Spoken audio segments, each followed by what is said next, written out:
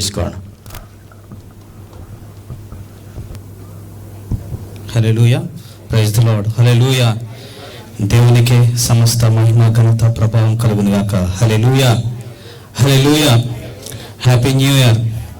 Wish you happy new year. Happy new year. Wish you happy new year. మనం అందరం చెప్తాం, దేవుడు మిమ్మల్ని దీవించిన గాక అంటే దేవుడు మిమ్మల్ని ఆశీర్వదించిన గాక అని పక్క వారితో చెప్తాం. దేవుడు మిమ్మల్ని దీవించిన గాక, దేవుడు మిమ్మల్ని దీవించిన గాక. Praise the Lord. హల్లెలూయా. ప్రార్థనతో ఈ ఆరాధన స్టార్ట్ చేసుకుందాం.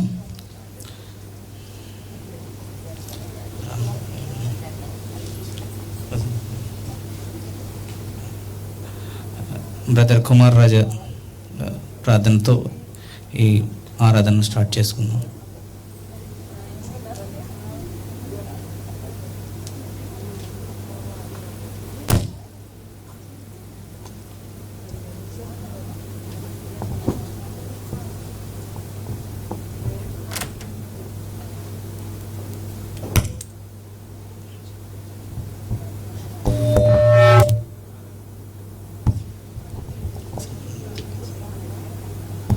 తల ఉంచినట్లయితే ప్రార్థన చేసుకుందాం.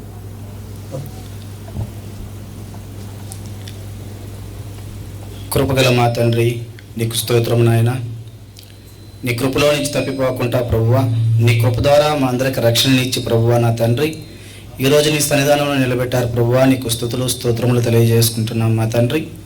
దేవా, గతించిన కాలం ప్రభువా నా తండ్రి ప్రభువా, మమ్మలను మా సంఘమును ప్రభువా నా తండ్రి, మా బంధువులను మా మిత్రులను అందరినీ నీ కృపలో నుంచి నాయన కాచి కాపాడారు ప్రభువా. నీకు స్తోత్రం నా తండ్రి. అయా, మా పని బాటల్లోనూ ప్రభువా, మా ఉద్యోగ విషయంలోనూ ప్రభువా, మా యొక్క ఆరోగ్య విషయంలోనూ ప్రభువా నా తండ్రి, మా కుటుంబం నిమిత్తము ప్రభువా నా తండ్రి ప్రభువా, ప్రతి ఒక్క విషయంలో ప్రభువా నా తండ్రి ప్రభువా మీరు మాకు సమాధానం దయచేశారు ప్రభువా. నీకు స్తోత్రం ప్రభువా నా తండ్రి, నీకు స్తోత్రము. అయా, ఇంత మేలు చేసిన మీకు ప్రభువా నా తండ్రి మేమే రుణము తీర్చుకోగలం మా దయగల తండ్రి ప్రభువా. సంఘముగా ప్రభువా నేను స్తుతించి, నేను మహిమపరిచి, నేను ఆరాధించుటకు ప్రభువా మేము ఇక్కడికి వచ్చి ఉన్నాం మా దయగల తండ్రి, నీకు స్తోత్రము. అయా, ఈ నూతన సంవత్సరంలో ప్రభువా మా సంఘమునకును, మా సంఘ బిడ్డలకును ప్రభువా, మా కుటుంబాలకును ప్రభువా నా తండ్రి, మా స్నేహితులకును ప్రభువా నా తండ్రి నూతన దయా కిరీటమును మాకు ఇస్తున్నారు ప్రభువా. నీకు స్తుతులు స్తోత్రములు తెలియజేసుకుంటున్నాం. అయా, గడిచిన రోజుల్లో ప్రభువా నా తండ్రి ప్రభువా మాలో ఉన్నటువంటి శోధన, వేదన, బాధలు ప్రతిదినాన్ని తీసివేసి ప్రభువా నా తండ్రి మాకు నూతన హృదయమును, నూతన మనసును మీరు మాకు దయచేశారు ప్రభువా. నీకు స్తుతులు స్తోత్రములు తెలియజేసుకుంటున్నాం మా తండ్రి. అయా ప్రభువా, ఈ నూతన సంవత్సరంలో 2వ ఆరాధన ప్రభువా నా తండ్రి మేము ఇక్కడ ఉన్నాం. మీరు అధ్యక్షత వహించండి మా తండ్రి. నీకు స్తోత్రము నా తండ్రి ప్రభువా. రావాల్సిన బిడ్డలను ప్రభువా నా తండ్రి సకాలంలో నడిపించండి మా దయగల తండ్రి ప్రభువా. వచ్చిన బిడ్డలను ప్రభువా నీ యొక్క ఆత్మతో నింపండి ప్రభువా నా తండ్రి. మీరు సెలవిచ్చిన రీతిగా ప్రభువా మా మధ్యలో మీరు ఉన్నారు మా దయగల తండ్రి. నీకు స్తోత్రము నా తండ్రి ప్రభువా. ఈ ఆరాధన మేము నాయన తండ్రి మొదలు పెట్టుకుంటుండగా ప్రభువా ఆది నుంచి అంతం వరకు మీరే అధ్యక్షత వహించి ఈ యొక్క ఆరాధన ప్రభువా నా తండ్రి అయా మాకు ఆశీర్వాదకరంగాను, నీకు మహిమార్థకరంగాను జరుగులాగన మా ప్రభువును మా రక్షకుడునైన యేసుక్రీస్తు ద్వారా వేడుకుంటున్నాం తండ్రి. ఆమేన్. హల్లెలూయా. హల్లెలూయా. హల్లెలూయా. హల్లెలూయా. మనందరం రేచినట్లయితే ఆరాధన చేసుకుందాం. మన పాటల పుస్తకం నుంచి 235వ పాట, నిరంతరం నీతో జీవించాలని ఆశ నన్ను ఇలా బ్రతికించుచున్నది.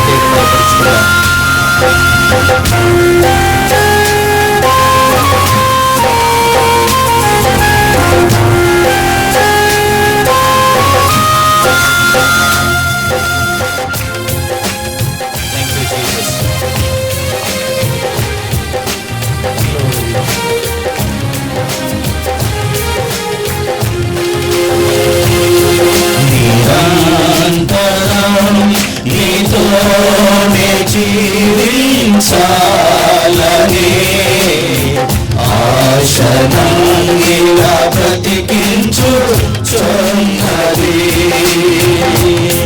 నిరంతరం నీతోనే జీవించాలనే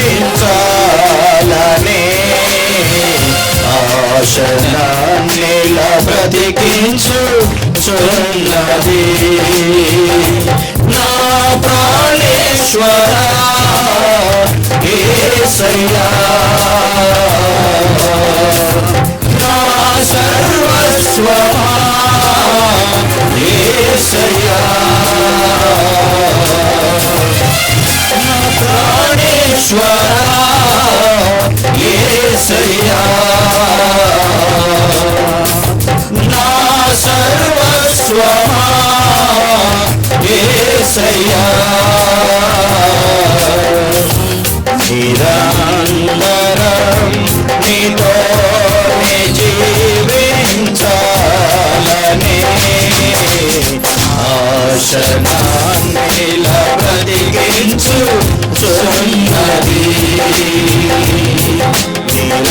నిరంతరం నీతోనే జీవించాలనే ఆశనంగిలా బ్రతికించుచున్నది.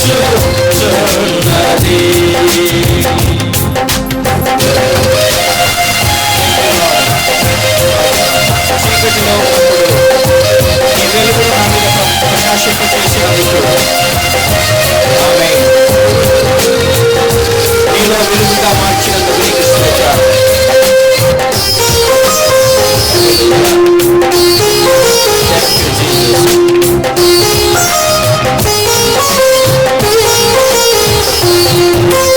చీకటిలో నేనున్నప్పుడు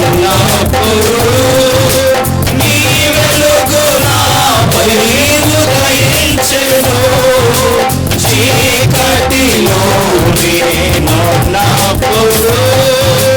నీ వెలుగు నాపై ఉదయించెను. నీలోనే నేను వెలగాలని నీ మహిమ నాలో నిలవాలని. నీలోనే నేను వెలగాలని నీ మహిమ నాలో నిలవాలని.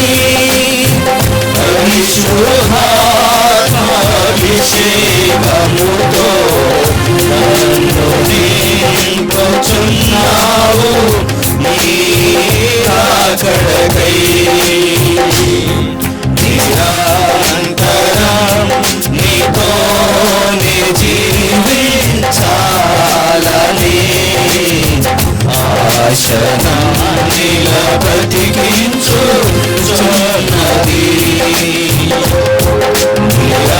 నిరంతరం నీతోనే జీవించాలని ఆశనాన్నిలా బ్రతికించుచున్నది. నీ రూపము నేను కోల్పోయినా నీ రక్తముతో కడిగితివి.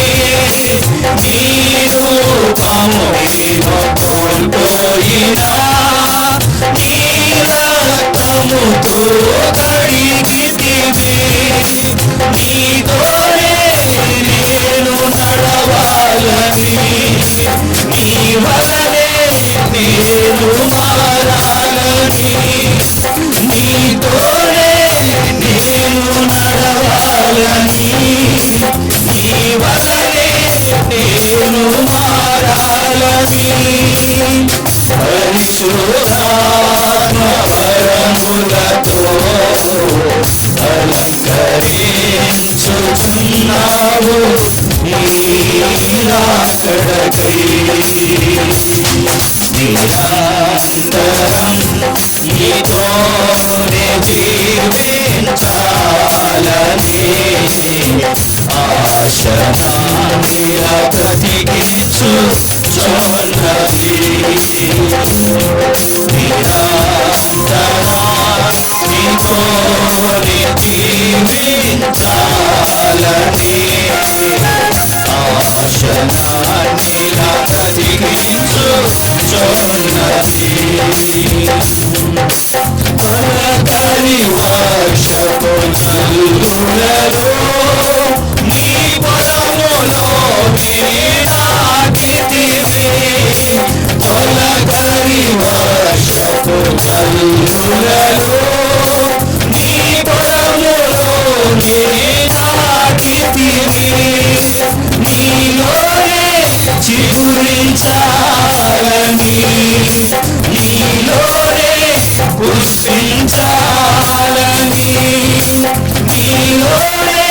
చిగురించాలని నీలోనే పుష్పించాలని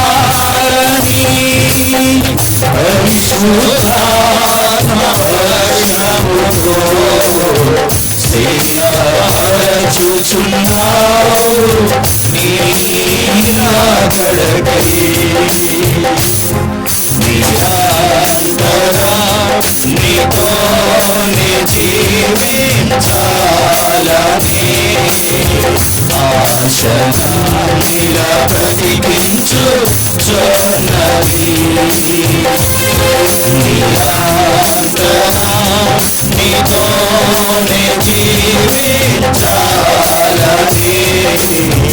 ఆశగా బ్రతికించుచున్నది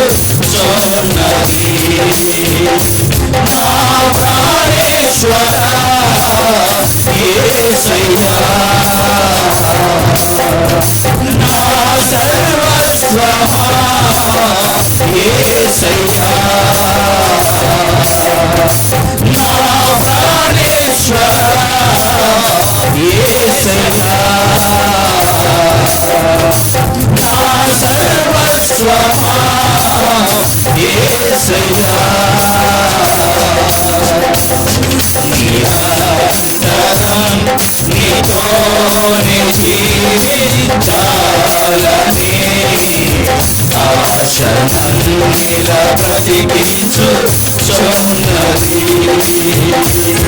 నిరంతరం నీతోనే జీవించాలని ఆశనన్నిల బ్రతికించుచున్నది.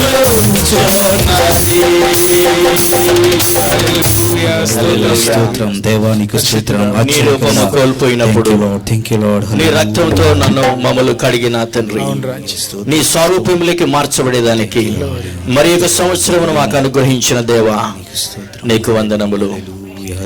నీ పొలములో నాటిన దేవా పరిశుద్ధాత్మ నీరును కట్టి మమ్మల్ని పెంచండి. హల్లెలూయా. ఆత్మవరాలతో మమ్మల్ని నింపి నీ సేవలో ఘనంగా నిలబెట్టుకోండి. Thank you Jesus. మనం అందరం రెండు చేతుల పైకెత్తి మన రక్షకుడైన యేసయ్యను స్తుతిస్తూ కనపరుస్తూ ఆరాధన చేద్దాం. ప్రతి వసంతము ఆయన దయా కిరీటమే. Hallelujah. Thank you Lord. Hallelujah. Hallelujah. Thank you Lord. Hallelujah. స్తోత్రం స్తోత్రం స్తోత్రం. Thank you Lord. Hallelujah. Hallelujah. అత్యున్నత సింహాసనముపై ఆసీనుడైన మన యేసయ్యను స్తుతిస్తూ కనపరుస్తూ ఆరాధన చేద్దాం. హల్లెలూయా. హల్లెలూయా. హల్లెలూయా. స్తోత్రం స్తోత్రం స్తోత్రం. Thank you Lord. Thank you Lord. Hallelujah. Hallelujah. దేవా నీకే మహిమ, నీకే ఘనత.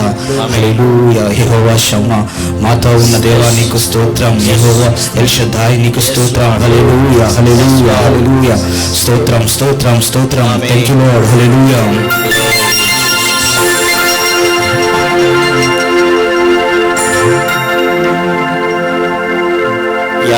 చిన్నత సింహాసనముపై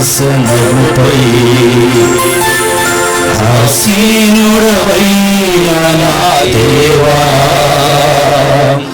అత్యంత ప్రేమా స్వరూపివి నీవే. ఆరాధింతును నిన్నే అత్యున్నత సింహాసనముపై ఆసీనుడవైన నా దేవా అత్యంత ప్రేమా స్వరూపివి నీవే.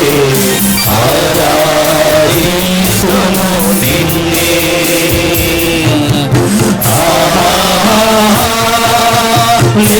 హల్లెలూయా.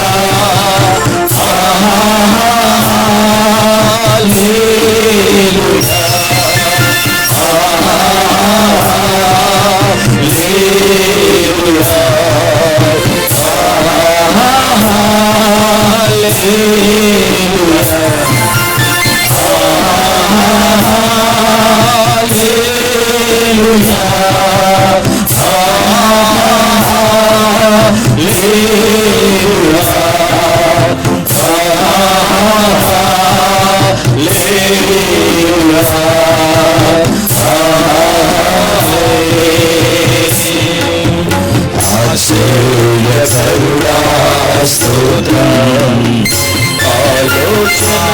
సృజనకర్త స్తోత్రం బలమైన దేవా నీ చూడవగు తండ్రి సమాధాన అధిపతి స్తోత్రం ఆశ్చర్య కరుణా స్తోత్రం ఆలోచనకర్త స్తోత్రం బలమైన దేవా నీ చూడవగు తండ్రి సమాధాన అధిపతి స్తోత్రం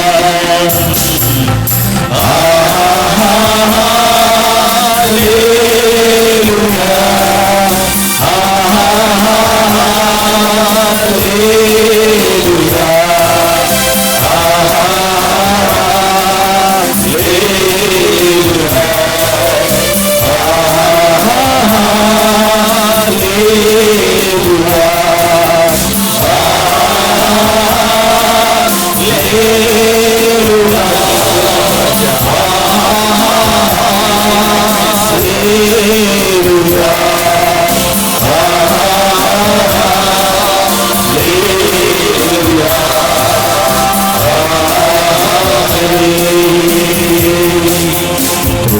సత్య సంపూర్ణుడ స్తోత్రం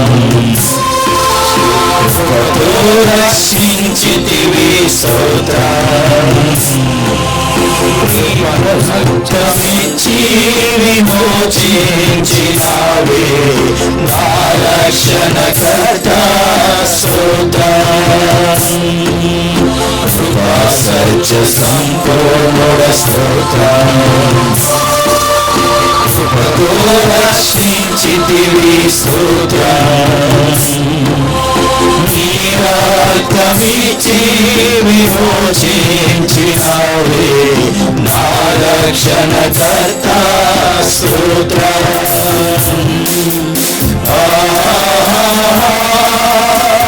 హల్లెలూయా హల్లెలూయా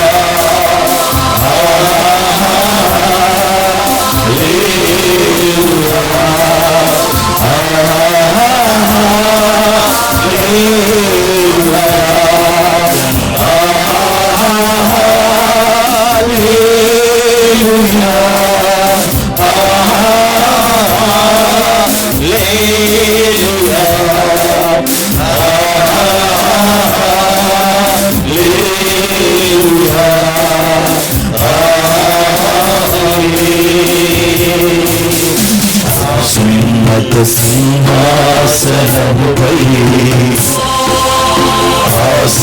ఆసీనుడవైన దేవా అత్యంత ప్రేమా స్వరూపిణి నీవే మనందరూ అత్యున్నత సింహాసనముపై అత్యంత ప్రేమా స్వరూపిణి నీవే ఎంతనో నిన్నే హల్లెలూయా హల్లెలూయా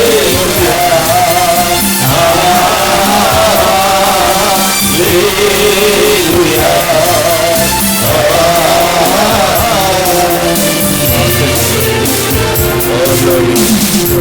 అత్యున్నతమైన సింహాసనం మీద ఆసీనుడైన దేవా కోటాన కోట్ల దూతలతోటి పెద్దలతోటి లార్డ్ హల్లెలూయా అనునిత్యము కొనియాడబడుచున్న గొప్ప దేవా ఈరోజు మా స్తుతి ఆరాధన మీరు అంగీకరించి మా మధ్యకు వచ్చినందుకు ఇదిగో మా స్తుతుల మీద సింహాసనాసీనుడై ఉండి మమ్మల్ని ఏలండి నా తండ్రి ఓ ఏలండి నా తండ్రి హల్లెలూయా thank you Jesus thank you Lord God blessed be your name oh blessed be your name oh God you alone are worthy to be worshipped oh God thank you Jesus your name is above every name oh God every tongue shall confess every knee shall bow at your name oh God today we bow our knees to you Lord God in adoration in worship oh God thank you blessed be your name. Yesayya నీకు వందనాలు మా తండ్రి. పరిశుద్ధుడా నీకు స్తోత్రాలు. Hallelujah. Glory Jesus. Thank you Lord God. Blessed be your name. పరిశుద్ధుడా నీ పరిశుద్ధ నామమునకు స్తోత్రం ప్రభువా. ఈ రాత్రికాల సమయంలో ప్రభువా నీ పాదసన్నిధికి వచ్చి ఉన్నాం యేసయ్య. మరి యొక్క నూతన సంవత్సరాన్ని మా అందరి జీవితాల్లో దయచేసిన దేవా నీకు స్తోత్రం. మా జీవితాలను నీకు సమర్పించుకుంటున్నాము తండ్రి.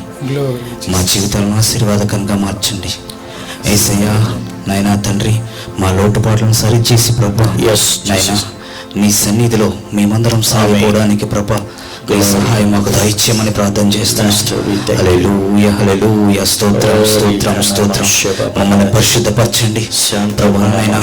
నీకు మహిమార్థకరంగా మేమందరం జీవించడానికి సహాయం చేయమని ప్రార్థన చేస్తున్నాం ప్రభువా నాయనా తండ్రి నాయనా. ఇంకా రానే ఉన్న వారిని ప్రభా సకాలంలో మా మధ్యకు నడిపించమని నాయనా తండ్రి. జరగబోయే ప్రతి ఒక్క కార్యక్రమంలో నీ మహిమ నీ సన్నిధి మాతో ఉంచమని ప్రభువా యేసుక్రీస్తును నడిపెడుకొంచున్నాం తండ్రి.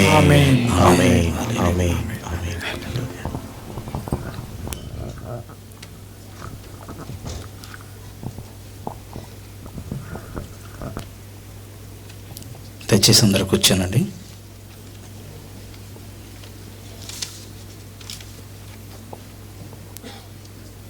ఇప్పుడు సాక్ష్యాల సమయం. దేవుడు మన జీవితంలో చేసిన మేలులను ఉపకారాలను మర్చిపోకుండా ఆయన సన్నిధిలో మనం సాక్ష్యం చెప్తాం.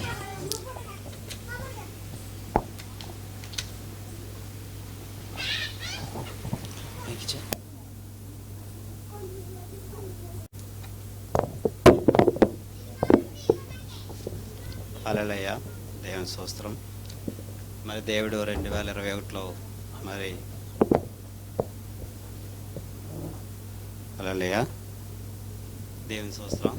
మరి దేవుడు మరి 2021లో మరి మమ్మల్ని మా కుటుంబాన్ని అలాగే మన సంఘాలని మన సంఘ బిడ్డలందరినీ కూడా దేవుడు దీవించున్నాడు. అలాగే మరి 2022 కూడా మరి ఎలా జరుగుతుందో దేవుని చెప్తాం. ఇది కూడా బాగా జరగాలని సంతోషం దేవుడు.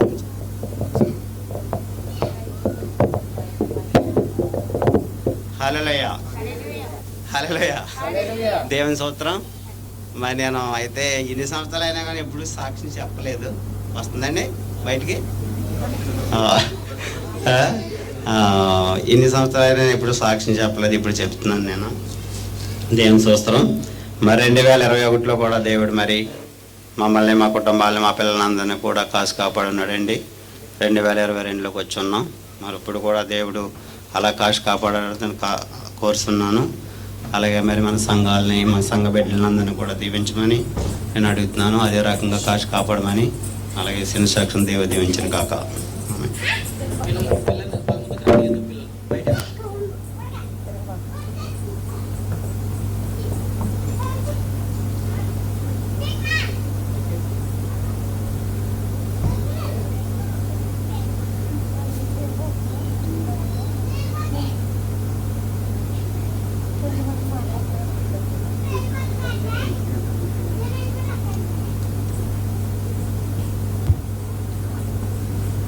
హల్లెలూయా హల్లెలూయా.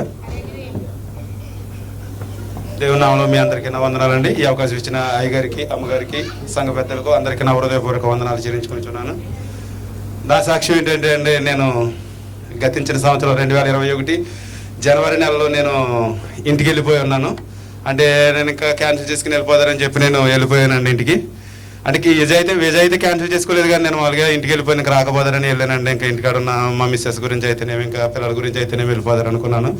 వెళ్ళిపోయిన తర్వాత ఒక సంవత్సరం అక్కడ ఉన్నానండి. సంవత్సరం అక్కడ ఉన్నాను. అక్కడ చిన్న చిన్న వ్యాపారాలు చేద్దారని కూడా ట్రై చేశాను, కానీ నా వల్ల కాలేదు.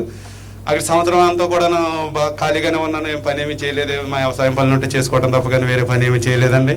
తర్వాత మరి దేవుడి సన్నిధిలో మోకరించి ప్రభు నేను ఇంతకాలం వ్యర్థంగా గడిపోయాను, నా పరిస్థితి ఏంటి ప్రభు అని ప్రభువుని అడిగినప్పుడు దేవుడు దాసుల ద్వారాగా పాస్టర్ గారి ద్వారాగా నాకు బయలుపరిచింది ఏంటంటే మరి ఒకసారి వెళ్తేనే బాగుంటుంది అన్నట్టుగా దాసులు చెప్పటం, మా సంఘ దాసులు అక్కడ ఉన్న దాసులు అయ్యగారు కూడా చెప్పటం. తర్వాత నేను కూడా వెళ్తానని ప్రయాసపడినప్పుడు మా స్పాన్సర్ గారికి ఫోన్ చేసి అడిగాను. నేను స్పాన్సర్ ఏమన్నాడంటే ఇచ్చేస్తాను నీకు 300 రియాలు ఇమ్మన్నాడంటే 300 కాదు 200 ఇస్తాను అన్నాను. 200 రియాలు తీసుకున్నాడు కానీ నాకు అతను చేయలేదు. నా సాక్ష్యం అయితే పెద్దదే, ఇప్పుడు సమయం తక్కువ ఉన్నది కాబట్టి నేను తక్కువగా చెప్తున్నాను. అతను చేయలేదని డబ్బులు తీసుకున్నాడు. తర్వాత మళ్ళీ వేరే అతను అడిగితే పాపం అతను ఇచ్చాడండి. అతను డబ్బులు తీసుకుని దేవుడు మహాకృపను బట్టి మొన్న డిసెంబర్ 7వ తారీఖున నేను దేవుడు మహాకృపను బట్టి క్షేమంగా నా ప్రయాణం అంతట్లో దేవుడు సహాయం దయచేసాడు. వీజా విషయాల్లో దేవుడు కాపుదల దయచేశాడు. అన్ని విషయాల్లోని కూడా దేవుడు మహాకృపను బట్టి నేను వచ్చి ఉన్నాను. వచ్చిన తర్వాత కూడా ఇక్కడ మా ఫ్రెండ్ రూమ్లో ఉన్నానండి. నా రూమ్ కూడా దొరకలేదు. దొరకకపోతే మళ్ళీ దేవుడిని అడిగినప్పుడు దేవుడు సహాయం దయచేసాడు. ఒక 6 రోజుల కింద రూమ్ కూడా దొరికింది. అటు విధంగా నా దగ్గర 3 కార్లు ఉండి మీ అందరికీ తెలుసు. వెళ్ళేటప్పుడు నేను ఆ కార్లన్నీ అమ్ముకుని వెళ్ళిపోయినా.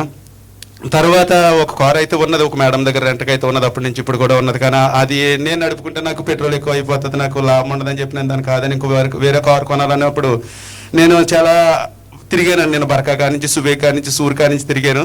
నా అమౌంట్ని బట్టి కారు దొరకలేదు. నా అమౌంట్ బట్టి కారు దొరికితేనేమో నాకు నచ్చట్లేదు. అటు విధంగానే అయిపోయింది. మన పోయిన గురువారం నా దగ్గర కారు లేక బర్కా వెళ్ళవలసి ఉండి అయ్యగారి దగ్గరికి వెళ్ళాను. అయ్యగారి దగ్గరికి వెళ్ళినప్పుడు నేను అయ్యగారితో క్లియర్గా చెప్పాను, అయ్యగారు నేను బర్కా వెళ్తున్నాను, నా నిమిత్తం ప్రార్థన చేయండి. నేను చూస్తాకి వెళ్తున్నది మేన్వెల్ కారు, నాకు ప్రార్థన చేయండి అయ్యగారు, ఇంకా బండి ఏం దొరకలేదు అదే కొందరని అనుకుంటున్నానండి అని నేను అయ్యగారితో చెప్పాను. అయ్యగారు ప్రార్థన ఏమని చేశారంటే, నా మేన్వెల్ కారు గురించి చేయలేదు కానీ అయ్యగారు నాకు అదే ఈ బిడ్డకి మేన్వెల్ కారు వద్దు, మేన్వెల్ కారు వద్దని కాదు కానీ ఆటోమేటిక్ కారు కావాలని అయ్యగారు ప్రార్థన చేశారు.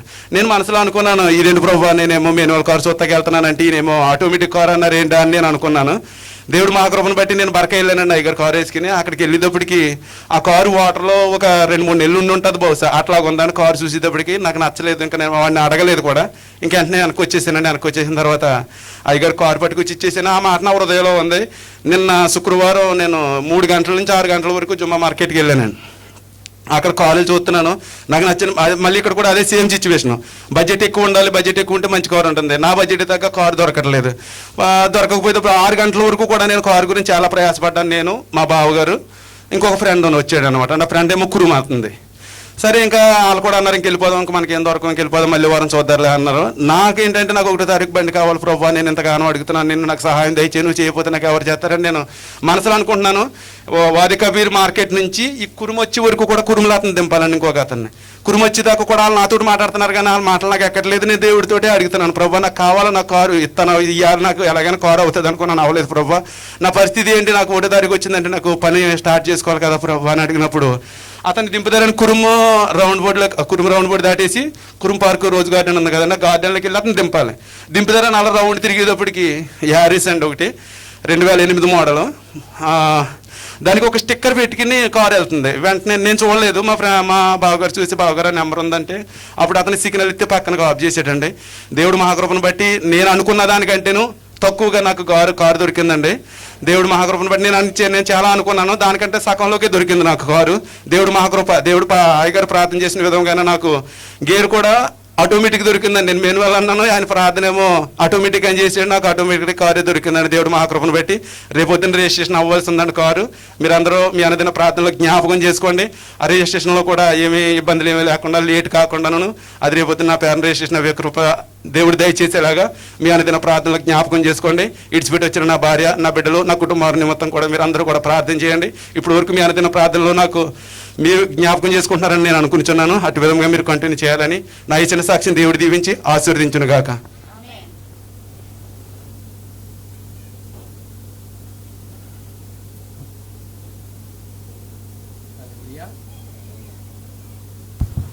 హల్లెలూయా, హల్లెలూయా. దేవుని స్తోత్రం. దేవుడిచ్చినటువంటి సమయాన్ని బట్టి ఆత్మీయ తల్లిదండ్రులకు అందరికి కూడా విశ్వాసులకు కూడా వందనాలు చెల్లించుకుంటున్నాను. నేనైతే ఈ మస్కట్కి వచ్చి 19 సంవత్సరాలు అయిపోయింది. దేవుని యొక్క కృపను బట్టి నేను నా తండ్రి గారి సాక్ష్యం చెప్తుంటే 40 సంవత్సరాల యొక్క చరిత్ర సంఘంలో నుంచి ఆయన మాట్లాడుతున్నప్పుడు నాకు చాలా హృదయం పరవళించిపోయింది. అంటే అందులో నా భాగం 17 సంవత్సరాలు గ్యారెంటీగా ఉంది. ఎందుకంటే నేను ఇక్కడికి వచ్చిన తర్వాత 3.5 సంవత్సరాల దాకా నాకు సన్నిధి లేదు. అయితే ఎందుకో కానీ వచ్చాను. ఆ తర్వాత ప్రార్థన చేసుకుని నాకు అంతగా భక్తి లేదు, మేము హైందువులు. పద్మశాలి కుటుంబం చెందిన వాళ్ళు మేము, సేనాపతులు. అయితే ఇక్కడికి వచ్చిన తర్వాత 3.5 సంవత్సరాలు అయిన తర్వాత మొట్టమొదటి నేను సంఘానికి వచ్చాను. ఇది అనాక్షలో జరుగుతుంది. అయితే సిఎస్సికి వెళ్దామని అనుకున్నాను. మా అక్కగారు అక్కడికే వెళ్తూ ఉంటారు. ఆ రోజున అక్కడే గొడవ అవుతుంది వాళ్ళది. అది బంద్ అయిపోయింది. సరే నేను ఎందుకో కానీ ఆ టాయిలెట్ దగ్గర నుంచేనే ఉన్నాను. మొట్టమొదటిగా వచ్చింది ఎక్కడికైనా వెళ్ళాను. ఈ లోపల నుంచి అందులోంచి ఒక అబ్బాయి వచ్చి, మీరు ఈ సంఘానికి వెళ్ళండి, ఇందులో సరిపోద్ది మీకు అన్నాడు. ఇంకా అప్పటి నుంచి ఇప్పటి వరకు కూడా ఇక్కడ ఉండి మరి సంఘంలో బలపడడం కారణం ఏంటంటే నేను పరిచయం చేయడం నాకు చాలా ఇష్టం. ఏదైనా సాపలు వేయాలన్నా ఏమన్నా శుభ్రం చేయాలన్నా నాకు బాగా ఇష్టం. ఎక్కడైనా సరే అది నేను చేస్తూ ఉన్నప్పుడు కొద్దిగా నాల్లో ఒక 3 నెలల్లో తండ్రి గారు నన్ను పట్టుకున్నారు.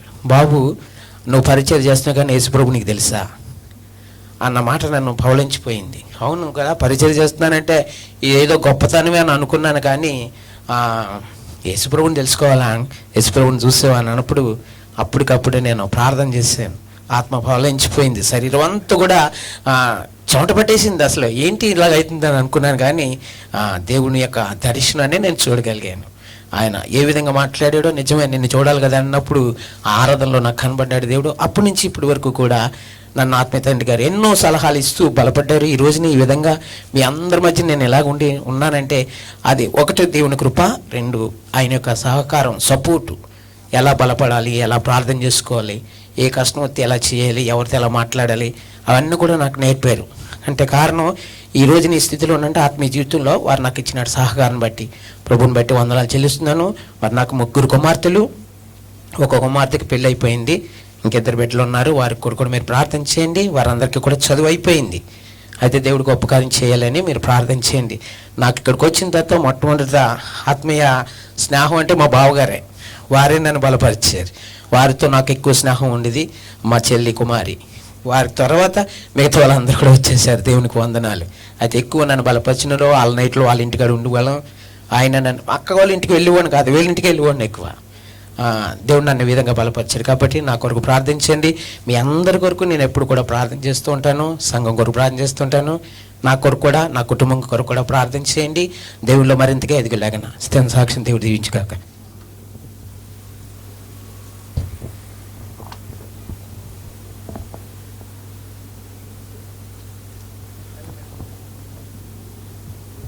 దేవుని స్తోత్రాలండి. కూడి వచ్చిన మీ అందరికి హృదయపూర్వక వందనాలు. ముందుగా అందరికీ హ్యాపీ న్యూ ఇయర్ అండి. మరి మా సాక్ష్యం ఏంటంటే, మరి 2021లో మేము ఎంతో ఇరుకులు ఇబ్బందుల్లో నడిచాం. అయినా దేవుడు మమ్మల్ని వదలలేదు. ఎన్నో కష్టాలు అంటే కరోనా విషయంలో చాలా ఇబ్బందులు పడ్డాం. అయినా దేవుడు మమ్మల్ని వదలలేదు.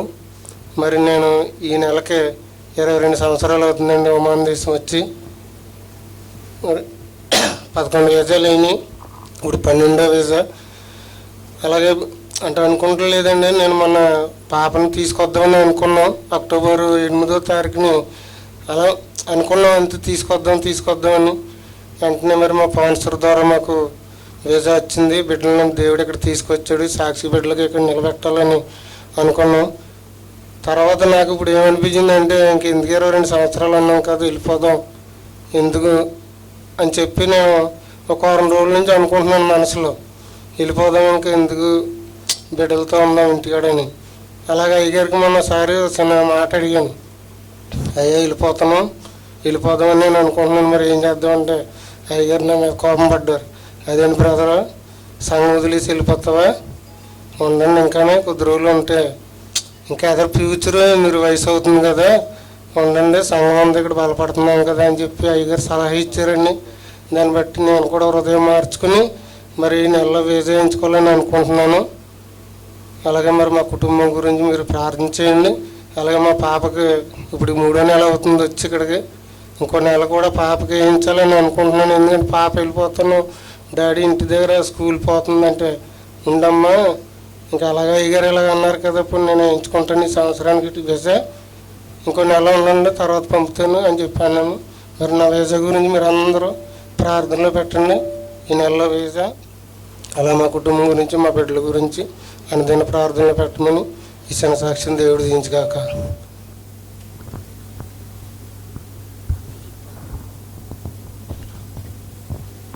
హల్లెలూయా, హల్లెలూయా. ప్రభు నామానికి వందనాలు. మీ అందరికి కూడా వచ్చినటువంటి ప్రతి ఒక్కరికి కూడా నా హృదయపూర్వకమైన వందనాలు తెలియజేస్తుంటున్నాను. మరి అందరికీ కూడా తెలుసు, గత సంవత్సరం అంతా కూడా ఎన్నో కష్టాల నుంచి, మరి అపాయాల నుంచి, మరణాపాయముల నుంచి దేవుడు మమ్మల్ని నిలబెట్టాడు. మరి రాత్రి అయ్యగారు చెప్పినట్టుగా 40 సంవత్సరాల నుంచి, కానీ నాకు 40 సంవత్సరాలు కాలేదు, దగ్గర దగ్గర 30 అవుతుంది. కానీ 30 సంవత్సరాల నుంచి కూడా ఈ సంఘంలో నిలబడి అయ్యగారితో పాటు సంఘ సేవ చేయడానికి ఇచ్చినటువంటి కృప కొరకు ప్రభునామానికి వందనాలు. మరి ఎంతోమంది వచ్చారు, వెళ్ళిపోయారు, ఆడోళ్ళు కానీ మగోళ్ళు కానీ. మరి సమస్తం కూడా మేము చూసుకుంటూ వస్తూ ఉన్నాము. మరి అందరిని బట్టి కూడా దేవునికి వందనాలు. గత సంవత్సరంలో మీ అందరికీ తెలిసినట్టుగా ప్రభుల వారి అభిషేకము మా మీద ఉందనేసి ఎంతోమంది ఎన్నో లక్షలు పోయినా కూడా ప్రాణాలు దక్కలేదు.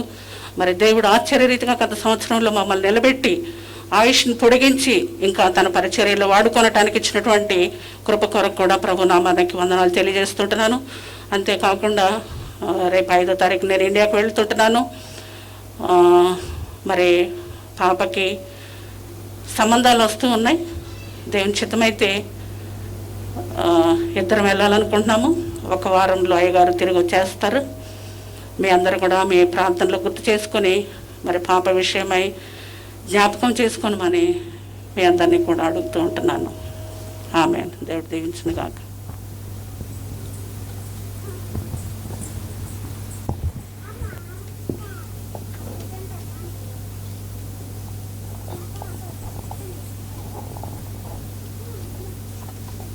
Greetings to all of you in the precious name of our Lord and Savior Jesus Christ, my brother and sister. I just want to thank our Lord and Savior Jesus Christ for the miracle and protection that He has given the Every Home Healing Blessing Miracle Ministry of our members last night. Because last night, after our watch service, this one couple and the 2 sisters, they are going home and they are driving this car going to Bushehr.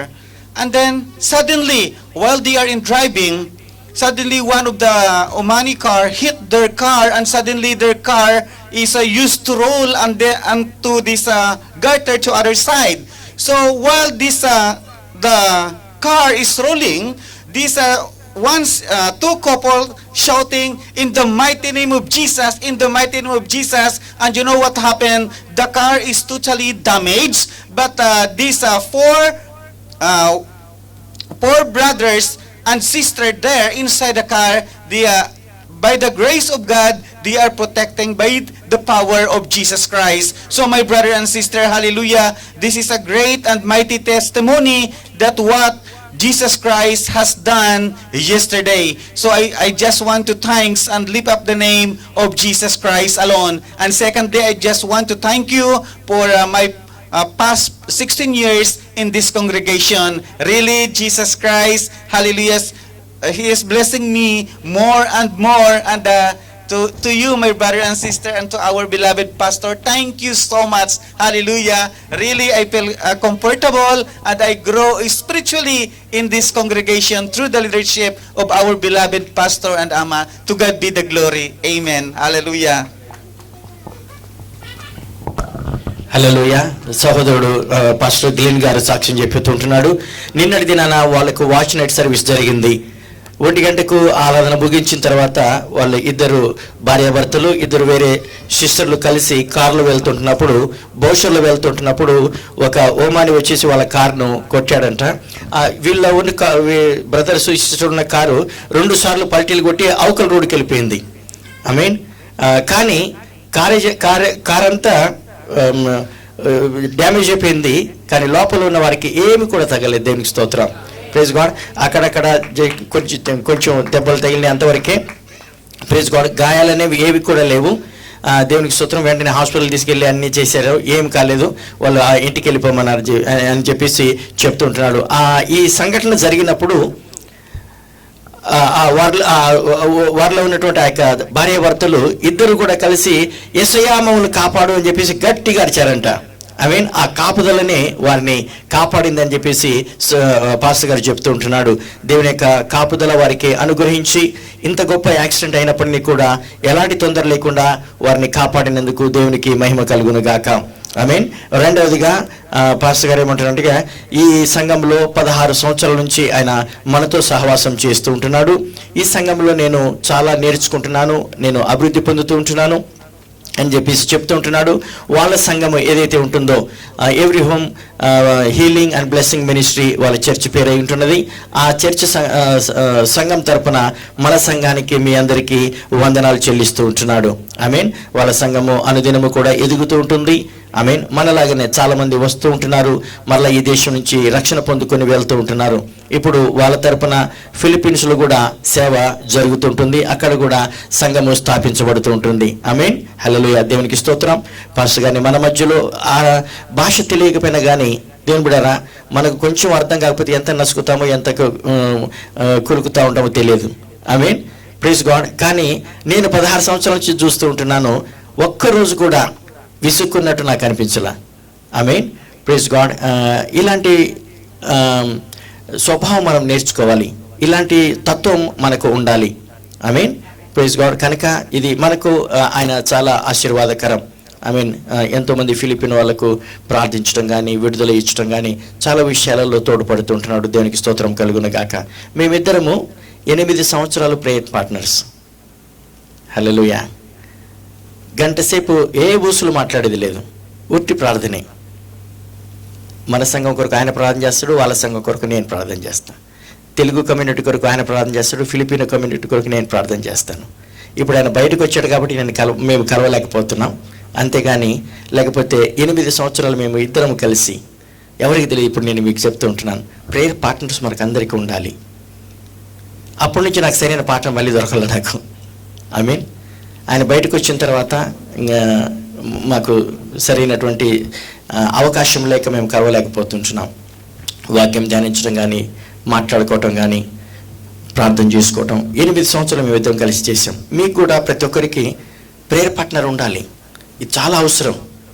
Prayer partner అంటే ఏదో ఊసులు మాట్లాడుకోవటం కాదు, కానీ దేవుని సంగతులు మాట్లాడుకొని, వాక్యం చదువుకొని, ప్రార్థన చేసుకుంటూ ఎదగాలి మనం. ఆమేన్. చాలా ఆశీర్వాదం. 2022 సంవత్సరంలో ఎవరైనా పట్టుకోండి, మీరు మీకు అనుకూలంగా మిమ్మల్ని అర్థం చేసుకోగలి, మీతో కాలం గడపగలిగిన వారు ఎవరైతే ఉంటున్నారో వారిని చేసుకొని, ప్రైజ్ గాడ్, వారానికి 1 గంట సేపు చాలు. దేవునికి రోజు కలిసిన అవసరం లేదు, వారానికి 1 గంట దేవుడు గొప్పగా ఆశీర్వదిస్తాడు. నేను యోమాన్ నుంచి వచ్చినప్పటి నుంచి కూడా నాకు ఏదో ఒక పార్ట్నర్ పెట్టుకుంటాను నేను. ఆమేన్.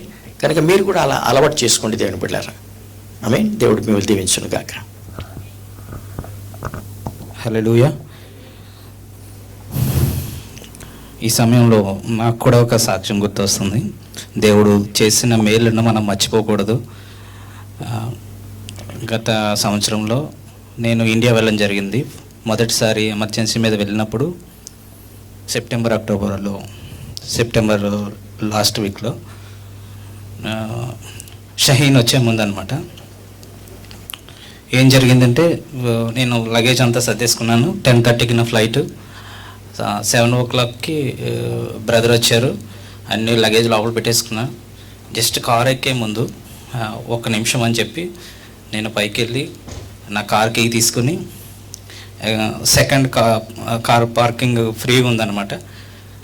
నాది పార్కింగ్ అంటే పార్కింగ్ నెంబర్ 5లో ఉంది. దాన్ని అది తీసి సెకండ్లో పెట్టేసి నేను వెళ్ళిపోయాను. తర్వాత షహీన్ తుఫాన్ వచ్చిన తర్వాత జరిగింది ఏంటంటే, నేను ఎక్కడైతే కారు పెట్టానో ఆ కార్ ప్లేస్లో వేరే ఆయన కారు పెట్టారు. కానీ ఎవరూ నష్టపోకూడదు. కానీ ఏమైందంటే, పైనుంచి వాటర్ ట్యాంక్ వచ్చి ఆ కారు మీద పడడం జరిగింది. ఆ కారు ఫుల్ డ్యామేజ్ అయిపోయింది. విషయం ఏంటంటే, అప్పటికి నా కారుకు ఉన్న ఇన్సూరెన్స్ కూడా అయిపోయింది. దేవుడు చేసిన జస్ట్ 1 సెకండ్లో దేవుడు మొత్తం చేంజ్ అయిందనమాట. దేవుడు చేసిన గొప్ప కార్యానికే దేవునికి వందనాలు. హల్లెలూయా, హల్లెలూయా. ఇప్పుడు ఒక ప్రత్యేకమైన పాట సిస్టర్ ప్రసన్న వచ్చి పాడతారు.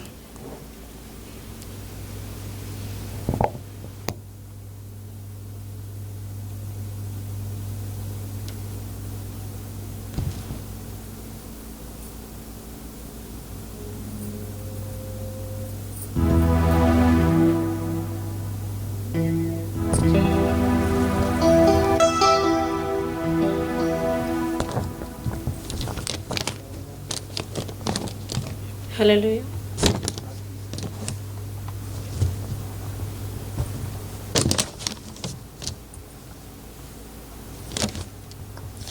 ఉన్నతమైన నీ కృప ఆయుష్కాలము నీ దయ, ఉన్నతమైన నీ కృప ఆయుష్కాలము నీ దయ నాపై చూపినావు యేసయ్యా.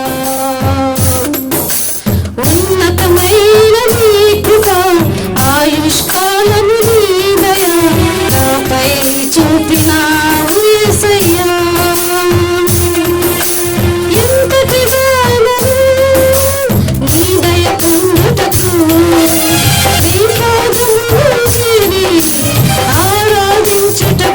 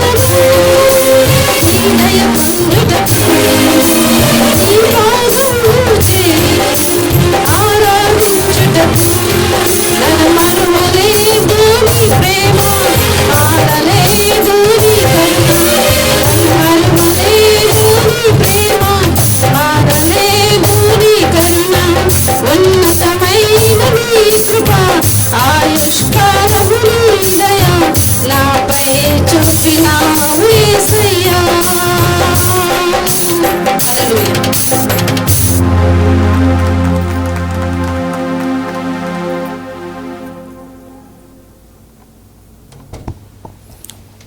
Thank you sister. మంచి పాట పాడి వినిపించిన సహోదరికి దేవుని నామం బట్టి వందనాలు తెలియజేస్తున్నాను. ఇప్పుడు ప్రాముఖ్యమైన అంశంలోనికి వచ్చి ఉన్నాం. హల్లెలూయా. మన హృదయాలను సిద్ధపరచుకుంటూ వాక్య సందేశాన్ని విందాం. హల్లెలూయా. షుగర్ వస్తే ఏం చేస్తాం మనం? సపోజ్ మనకి షుగర్ వచ్చిందనుకో, ఏం చేస్తాం? షుగర్ తగ్గిస్తాం. బీపీ వస్తే ఉప్పు తగ్గిస్తాం. కానీ దేవుని కోసం ఏం చేస్తున్నాం మనం? మన హృదయాలను సిద్ధపరచుకుందాం. మనం ఏం తగ్గించుకోవాలి, ఆయన కోసం మనం ఏం సాక్రిఫైస్ చేయాలి, ఈ సంవత్సరంలో దేవుడిచ్చే ఆశీర్వాదాలు మనం పొందుకోవాలి. హల్లెలూయా. పాస్టర్ ప్రాణి గారు వాక్య సందేశాన్ని మనకు అనుగ్రహిస్తారు.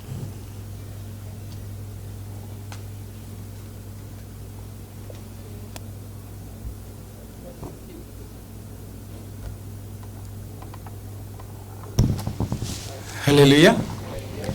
ఎత్తుగా ఉండటం ఒక్కోసారి ఉపయోగం ఉంటే ఒక్కోసారి సమస్యలు కూడా తెచ్చిపెడుతుంది.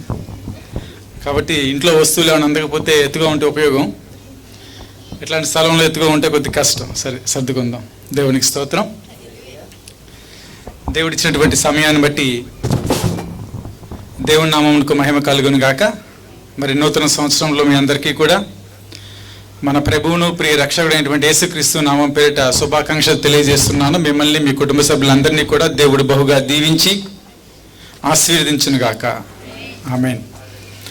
ఈ రాత్రికాల సమయంలో మనందరం కూడా కొద్దిసేపు వాక్యాన్ని ధ్యానించుకుందాం. అపోస్తులైనటువంటి పౌలు కొలస్సీలకు రాసినటువంటి పత్రిక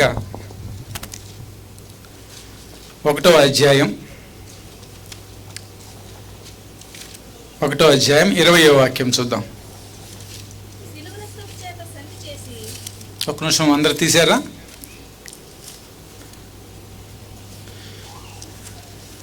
పంతొమ్మిది నుంచి చదవండమ్మా. కొలస్సీలకు రాసిన పత్రిక 1వ అధ్యాయము 19 నుంచి. ఆయన యందు సర్వ సంపూర్ణత నివసింపవలననియు ఆయన శిలువ రక్తము చేత సంధి చేసి ఆయన ద్వారా సమస్తమును, అవి భూలోకమందున్నవైనను పరలోకమందున్నవైనను వాటినన్నిటినీ ఆయన ద్వారా తనతో సమాధానపరచుకొనవలననియు తండ్రి అభిష్టమాయను. ప్రార్థన చేసుకుందాం. వాక్య స్వరూపి యేసయ్య, నీకే వందనాలు, స్తోత్రాలు తండ్రి. ఆశ్చర్యకరుడా, అద్భుతకరుడా, నీకే వందనాలు, స్తోత్రాలు. ఈ రాత్రికాల సమయంలో రాజా, ప్రాముఖ్యంగా నీ వాక్యంను ధ్యానించబోచున్నగా యేసయ్య, నన్ను ఈ సిలువ చోటని మీరు మరుగుపరుచుకోండి తండ్రి. మీరు మాట్లాడండి యేసయ్య. మీరు మాట్లాడితే మేము బ్రతకగలం. నీ వాక్యం మాకు జీవాన్ని దయచేస్తుంది. కాబట్టి తండ్రి, ఈ రాత్రికాల సమయంలో మీరు మాట్లాడండి, మీ స్వరాన్ని వినిపించండి. వాక్యం వింటున్నటువంటి బిడ్డలందరితో కూడా మీరు తోడుగా ఉండండి యేసయ్య. నీ మహిమార్థమై తండ్రి, ఈ వాక్యము మా జీవితంలో ఫలించే కృపను మీరు దయచేయమని యేసు నామమున ప్రార్థించి వేడుకొంచున్నాం తండ్రి. ఆమేన్. హల్లెలూయా. సరే, ఎంతమంది వాగ్దానాలు పొందుకున్నారు ఈ సంవత్సరం? వెరీ గుడ్, దేవునికి స్తోత్రం. ఎంతమంది వాగ్దానాలు మన జీవితంలో మనం స్వతంత్రించుకున్నాం గడిచిన సంవత్సరంలోవి? అంటే 2020 కానీ 2021 కానీ పొందుకున్న వాగ్దానాలు ఎన్ని మంది జీవితంలో జరిగినాయి? సరే, దేవునికి స్తోత్రం. జరిగితే స్తోత్రం. మనం దేవుని వాగ్దానం నెరవేర్పు కోసం వేచి ఉండాలి అని చెప్పి వాక్యం సెలవిస్తుంది. కాబట్టి ఈ సంవత్సరం మనం పొందుకున్నటువంటి వాగ్దానాలు, గత కాలంలో మనం పొందుకున్నటువంటి వాగ్దానాలు అన్నీ కూడా దేవుడు నెరవేరుస్తాడు. మనకు ఉండవలసింది ఓరిమి కలిగి ప్రార్థిస్తూ ఆయన్ని అడుగుదాం. ఈ నూతన సంవత్సర దినములో, మొదటి దినములో దేవుడు మనందరినీ కూడా తోడుకుని వచ్చాడు. మరి దినములో విశ్వాసులుగా, క్రైస్తవులుగా ఈ నూతన సంవత్సరంలో వేటిని అనుసరించాలి, వేటిని అనుసరించకుండా ఉంటే మంచిది అనే విషయాలు మనం నేర్చుకోవాలి. ఈరోజు ఉదయకాల సమయము ఎంతమంది మరి తొలి గడియలు వాక్యం విన్నారో నాకైతే తెలియదు, కానీ మన దృష్టి సరిచేయబడాలి అని ఒక వాక్యం మనం ధ్యానించుకున్నాం. ఎఫతా అని దేవుడు పలకాలి, తెరవబడు అని చెప్పి దేవుడు పలకాలి అని చెప్పి. అలాగే ఈ రాత్రికాల సమయంలో దేవుడు మరొక ప్రాముఖ్యమైన అంశంతో మనతో మాట్లాడబోతూ ఉన్నాడు. ఏమిటా ప్రాముఖ్యమైన అంశము అంటే 2 విషయాలు. సమాధాన పడాలి, సమాధానానికి కారకుడుగా ఉండాలి. మనం చదువుకున్నటువంటి వాక్య భాగంలో పౌలు కొలస్సీ సంఘానికి రాస్తూ ఒక చక్కని మాట ఇక్కడ మాట్లాడుతూ ఉన్నాడు. యేసుక్రీస్తు ప్రభువు వారిని గురించి ఆయన మాట్లాడుతూ, క్రీస్తు యందు ఆయన యందు సర్వ సంపూర్ణత నివసింపవలననియు, ఎవరిలో సర్వ సంపూర్ణత ఉండాలి అంటే యేసుక్రీస్తులో సర్వ సంపూర్ణత ఉండాలి. ఆయన శిలువ రక్తము చేత సంధి చేసి, ఎవరు సంధి చేయటానికి ఈ లోకానికి పంపబడ్డారు అంటే వాక్యం అంటుంది ఆయన. ఎవరు ఆయన అంటే యేసుక్రీస్తు ప్రభువుల వారు. యేసుక్రీస్తు శిలువ రక్తము చేత సంధి చేసి ఆయన ద్వారా, ఎవరి ద్వారా? యేసుక్రీస్తు ద్వారా సమస్తమును, అంటే ఏమిటి? అవి భూలోకమందున్నవైనను పరలోకమందున్నవైనను. ఇక్కడ ఒక విషయం మనం జ్ఞాపకం ఉంచుకోవాలి. ఈ లోకంలో మనం జీవించి ఉన్నంత కాలము ఏదైతే మనం చూస్తున్నామో, ఏదైతే మనం అనుభవిస్తున్నామో, వేటి ద్వారా అయితే మనము నడవగలుగుతున్నామో, ఇవన్నీ కూడా భూలోకంలో ఉన్నటువంటి విషయాలు. రెండవ విషయం ఏమంటున్నారంటే పరలోకమందున్నవైనను వాటన్నిటినీ ఆయన ద్వారా, అంటే ఈ భూలోకంలో ఉన్న వాటి విషయము, పరలోకములో ఉన్న వాటి విషయం కూడా ఎవరి ద్వారా జరగాలి అంటే ఆయన ద్వారా, ప్రభు అయిన యేసుక్రీస్తు ద్వారా తనతో సమాధాన పరుచుకొనవలనని. ఇందులో తన అంటే ఎవరు? దేవుడు. తండ్రి అభిష్టమాయను అంటే యెహోవా దేవుడు, యెహోవా దేవుని యొక్క అభిష్టం ఏమిటి? యెహోవా దేవుని యొక్క కోరిక ఏమిటి? ఆయనకున్నటువంటి ఆలోచన ఏమిటి అంటే సంధి చేసుకోవాలి. ఏం చేసుకోవాలి? సంధి చేసుకోవాలి. సంధి చేసుకోవటం అంటే తెలుసా మీకు? ఏమిటి సంధి చేసుకోవటం అంటే? బ్రదర్, ఎవరైనా ఇద్దరు గొడవ పడితే వాళ్ళిద్దరూ ఒక చోట కూర్చొని మాట్లాడుకొని సమాధాన పడాలి. దీన్ని సంధి చేసుకోవటం అంటారు. దీన్ని సంధి చేసుకోవటం అంటే వాళ్ళ మధ్య ఉన్నటువంటి విభేదాలు, మనస్పర్ధలు తొలగిపోయి వారిద్దరూ ఏకమవటం సంధి చేసుకోవటం. అయితే సంధి చేసుకోవాలి అని చెప్పి ఎవరి అభిష్టం? అభిష్టం అంటే కోరిక, ఆయన యొక్క కోరిక. అది ఎవరి అభిష్టం అని వాక్యం సెలవిస్తుందంటే దేవుడైన యెహోవా యొక్క అభిష్టము, తండ్రి అయిన దేవుని యొక్క అభిష్టం ఏమిటి? సంధి చేసుకోవాలి. ఎవరితో దేవుడు సంధి చేసుకోవాలని చెప్పి ఆశపడుతున్నాడు అంటే దేవుడు మానవునితో సంధి చేసుకోవాలి అని చెప్పి ఆశపడుతూ ఉన్నాడు. అయితే దేవునికి ఉన్నటువంటి అభిష్టము, ఆయన యొక్క కోరిక ఏమై ఉన్నది అంటే సంధి చేసుకోవాలి. మా ఇద్దరి మధ్య కొద్దిగా విభేదాలు ఉన్నాయి, మా ఇద్దరి మధ్య కొన్ని విషయాల్లో పొరపత్యాలు ఉన్నాయి, మా ఇద్దరి మధ్య కొన్ని విషయాల్లో భేదాభిప్రాయాలు ఉన్నాయి. కానీ ఈరోజు దేవుడు ఏమని మాట్లాడుతున్నాడంటే నేను సంధి చేసుకోవాలి. ఈ సంధి చేసుకోవడం కోసం ఎవరిని లోకానికి పంపాడు దేవుడు? ఆయన యొక్క కుమారుణ్ణి లోకానికి పంపాడు. అంటే సంధి చేయటానికి కారకుడు ఎవరు అంటే, సంధి చేసే వ్యక్తి ఎవరు అంటే యేసుక్రీస్తు ప్రభువుల వారు. సంధి చేసుకోవాలి అని ఇష్టపడింది తండ్రి అయిన దేవుడు. ఏ విషయాల్లో అంటే ఇక్కడ తండ్రి సంధి చేసుకోవాలి అని ఆయన యొక్క కోరిక అయితే, కుమారుడు సమాధాన పరచాలి, మధ్యవర్తిగా ఉండాలి అని ఈ లోకానికి వచ్చాడు. రెండు విభిన్న విషయాలు మనం ఇక్కడ చూస్తున్నాం. తండ్రి తనను తాను తగ్గించుకొని, దేవుడు తగ్గించుకోవాల్సిన అవసరం లేదు. మానవుడితో సంధి చేసుకోవాలి అని ఆయన తగ్గించుకోవాల్సిన అవసరం ఏమిటి? సహజంగా చూడండి, ఎవరైనా ఇద్దరు వ్యక్తులు సంధి చేసుకోవాలంటే వారిద్దరి మధ్య భేదాభిప్రాయాలు ఉన్నాయి. ఇద్దరిలో ఎవరో ఒకరు వెనక్కి తగ్గాలి. అయితే ఇక్కడ మనం చదువుకున్న వాక్యంలో ఎవరు వెనకడుగు వేశారు? తండ్రి వెనకడుగు వేశాడు. ఎందుకోసము? తన యొక్క బిడ్డలతో సమాధానాన్ని ఆయన ఏర్పాటు చేసుకోవాలి. అయితే ఆ సమాధానం ఏర్పాటు చేయబట్టం కోసం ఎవరిని పంపించాడు ఈ లోకానికి దేవుడంటే తన యొక్క కుమారుణ్ణి పంపించాడు. ఆయన శిలువ రక్తము చేత మనకి దేవునికి మధ్య ఏం చేశాడు? యేసుక్రీస్తు ప్రభుల వారు సంధి ఆయన ఏర్పాటు చేశాడు. అయితే ఈ సంధి ఏ విషయాల్లో దేవుడు మనకి సమాధానం ఏర్పాటు చేశాడంటే భూలోకమందున్న విషయాలు అంత మాత్రమే కాదు, పరలోకమందున్న విషయాల నిమిత్తం కూడా దేవుడు సంధి ఏర్పాటు చేశాడట. చక్కని విషయాలు ఇక్కడ పౌలు కొలసీలకు రాస్తూ మాట్లాడుతూ ఉన్నాడు. అయ్యలారా, దేవుడు ఒక అడుగు వెనక్కి వేసి సంధి చేసుకోవాలి అని అనుకున్నది ఆయన తగ్గించుకొని సంధి చేసుకోవాలి అని ఆశపడింది మన కొరకు. దాని కొరకు ఎవరిని సమాధానకర్తగా మన మధ్య పంపించాడు దేవుడంటే యేసుక్రీస్తు ప్రభుల వారిని మన మధ్య సమాధానకర్తగా ఆయన పంపించాడు. ఆయన కార్చిన రక్తము ద్వారా మన ఇద్దరి మధ్య సంధి చేసి, తండ్రికి మానవుడికి దేవుడికి మధ్య సంధి చేసి, భూలోకమందున్న విషయాలు అదేవిధంగా పరలోకమందున్న విషయాలు రెండిటి విషయాల్లో దేవుడు సంధి చేసినట్లుగా మనకు కనిపిస్తూ ఉంది. మనందరికీ బాగా సుపరిచితమైనటువంటి వాక్య భాగం యెషయా గ్రంథంలో ఒక చక్కని వాక్యం రాయబడి ఉంది, చదువుకుందాం. ఐజియా చాప్టర్ 1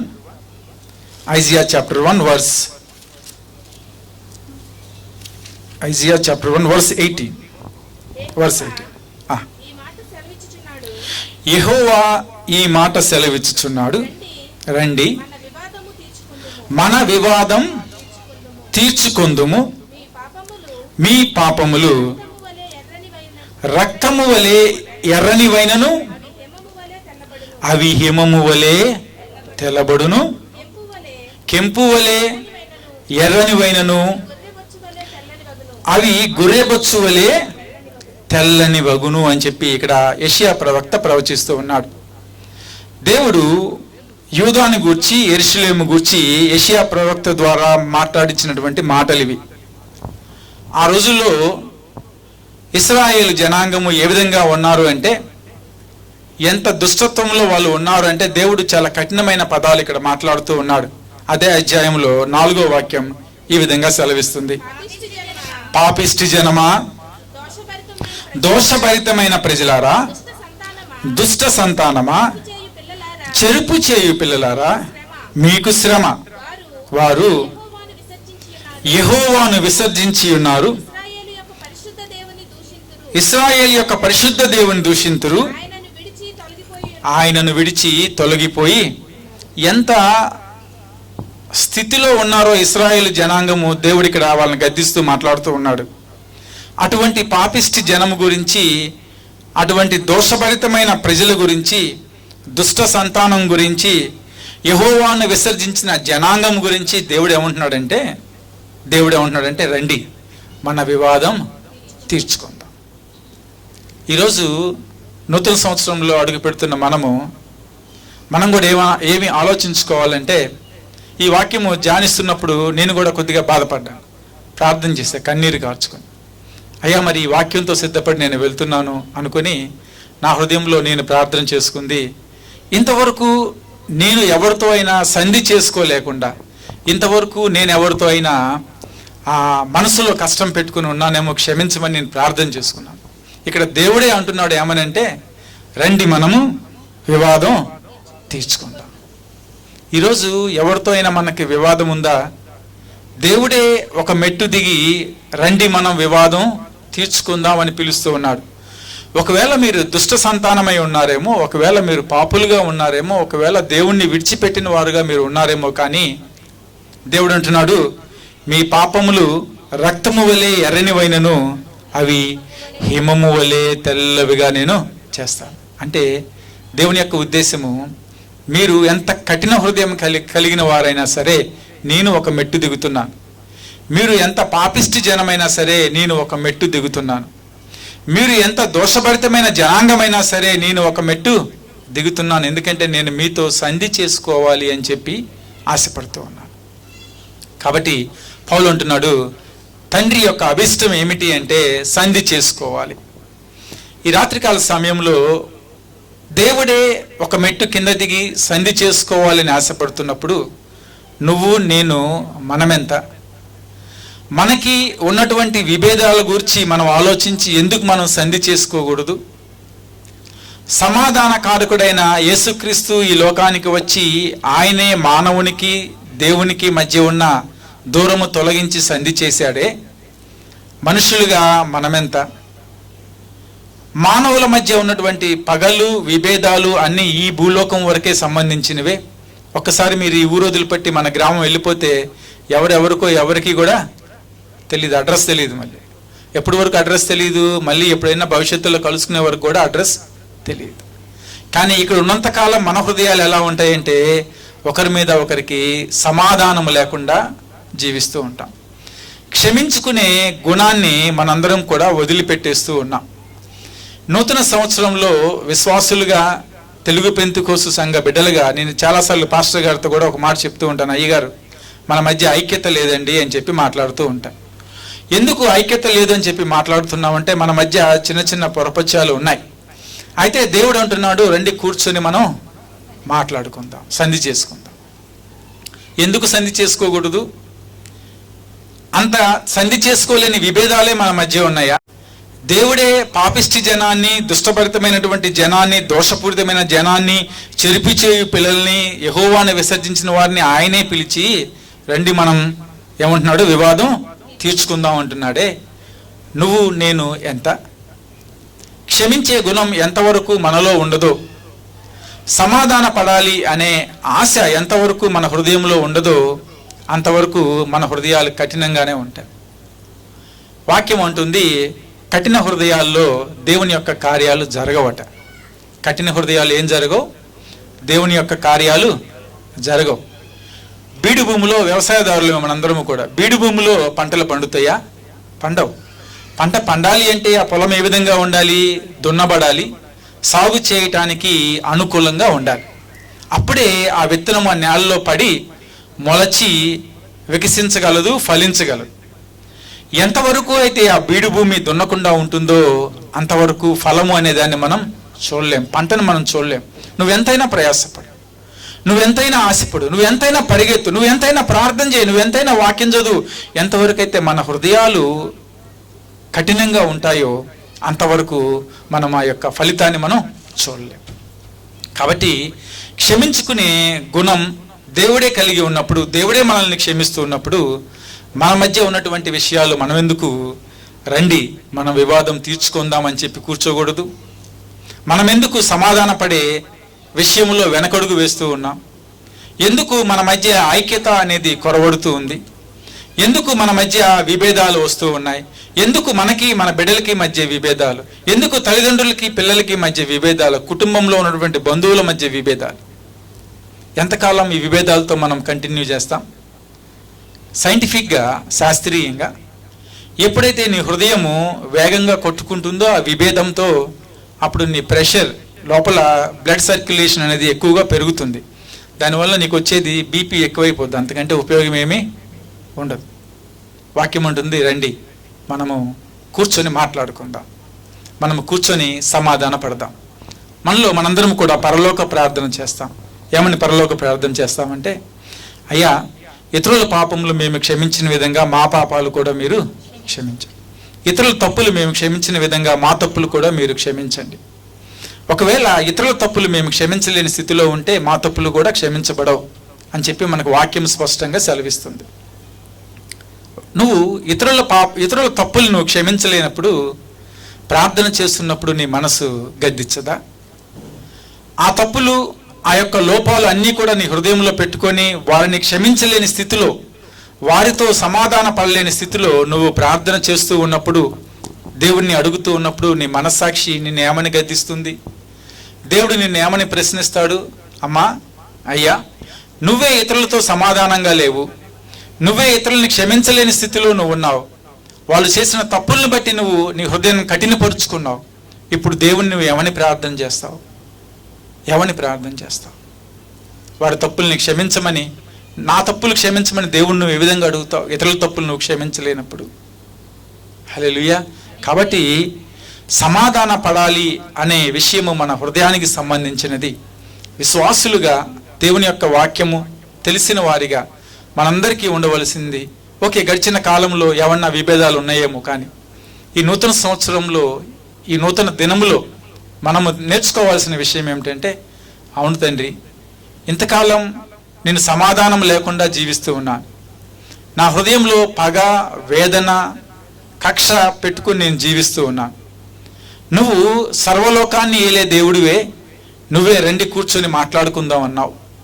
నువ్వే నీ యొక్క పాపాలని తెల్లవిగా మంచు వలె హిమముగా చేస్తానని చెప్తున్నావు. కెంపు వలె ఎర్రనవైనను నీ పాపములు గొర్రెబొచ్చు వలె అవి తెల్లగా చేస్తానని నువ్వే చెప్తున్నావే, మేమెంతయ్యా అని చెప్పి మనం అనుకుంటే నూతన సంవత్సరంలో మనం దేవుని యొక్క ఆశీర్వాదాలు మనం పొందుకోగలం. ఎంతమంది అయితే వాగ్దానాలు తీసుకున్నారో, మీ మనస్సు సమాధానంగా లేకపోతే, మీ హృదయము సున్నితంగా లేకపోతే, మీ హృదయంలో క్షమించే గుణం లేకపోతే దేవుని యొక్క ఆశీర్వాదాలు మన జీవితంలో రావు.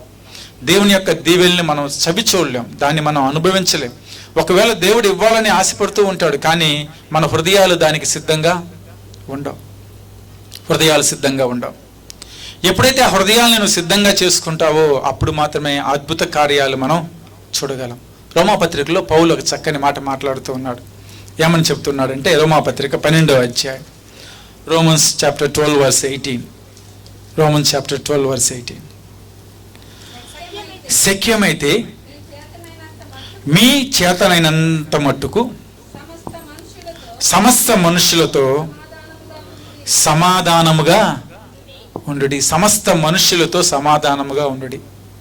సమస్త మనుషులతో సమాధానముగా ఉండుడి. మన బంధువులతో సమాధానంగా మనం ఉంటాం. మన బిడ్డలు సహజంగా చూడండి, మన బిడ్డలు ఏదైనా తప్పు చేశారనుకోండి, తప్పు చేశారనుకుందాం, తల్లిదండ్రులు ఏం చేస్తారంటే కడుపులో పెట్టుకొని దాచుకుంటారు. ఎందుకంటే బిడ్డల మీద కోప్పడి వాళ్ళని దూషించడం కానీ శపించడం కానీ చేయరు. అంటే వాళ్ళని ఏం చేస్తున్నాం, మనం క్షమిస్తున్నాం. వాక్యం ఉంటుంది, నీ బిడ్డల్ని క్షమిస్తున్నావు, నీ బంధువుల్ని క్షమిస్తున్నావు. వాక్యం ఏమైనా చదివిస్తుందంటే, శక్యమైనంత వరకు, చేతనైనంత మట్టుకు, వీలున్నంత వరకు సమస్త మనుషులతో నువ్వు సమాధానంగా ఉండు. నీ పక్కవారితో సమాధానంగా ఉండు. నీతో పాటు ఉన్నటువంటి పనిచేస్తున్నటువంటి వారితో సమాధానంగా ఉండు. నీ బంధువులతో నువ్వు సమాధానంగా ఉండు. నీ యొక్క స్నేహితులతో నువ్వు సమాధానంగా ఉండు. చేతనైనంత మట్టుకు నువ్వు సమాధానంగా ఉంటే అది మనకి ఆశీర్వాదకరం. ప్రభుల వారు వచ్చింది ఆ సమాధానాన్ని ఏర్పాటు చేయటం కోసమే. ప్రభుల వారి యొక్క మరొక మిషన్, మరొక ప్రాముఖ్యమైన క్రియ చేయాలి. దేనికోసం వచ్చారంటే ఆయన సమాధానకర్తగా వచ్చాడు. శాంతిని నెలకొల్పటానికి, సమాధానాన్ని మన హృదయాల్లో దయచేయడం కోసం దేవుడి లోకానికి వచ్చాడు. కాబట్టి ప్రియ సహోదరి సహోదరులారా, ఒక మెట్టు వెనక్కి తగినంత మాత్రాన నువ్వు ఓడిపోయినట్లు కాదు. ఒక మెట్టు వెనక్కి, ఒక అడుగు వెనక్కి వేసినంత మాత్రాన నువ్వేదో జీవితంలో కోల్పోయినట్లు కాదు. ఆ ఒక అడుగు వెనక్కి వేయటం నీ జీవితంలో నూతన దీవెనలు అవి తీసుకొని వస్తాయి. ఒక అడుగు వెనక్కి వేయటం నీ జీవితంలో గొప్ప శాంతిని తీసుకొని వస్తుంది, సమాధానాన్ని అది తీసుకొని వస్తుంది. ఎఫెసీయులకు రాసినటువంటి పత్రిక 2వ అధ్యాయంలో ప్రభుల వారి గురించి చక్కని మాట రాయబడి ఉంది. Ephesians chapter 2 verse 14 to 16. ఎఫెసీ పత్రిక 2వ అధ్యాయము. మన సమాధానమై ఉండి మీకును మాకును అనగా విధి రూపకమైన ఆజ్ఞలు గల ధర్మశాస్త్రమును.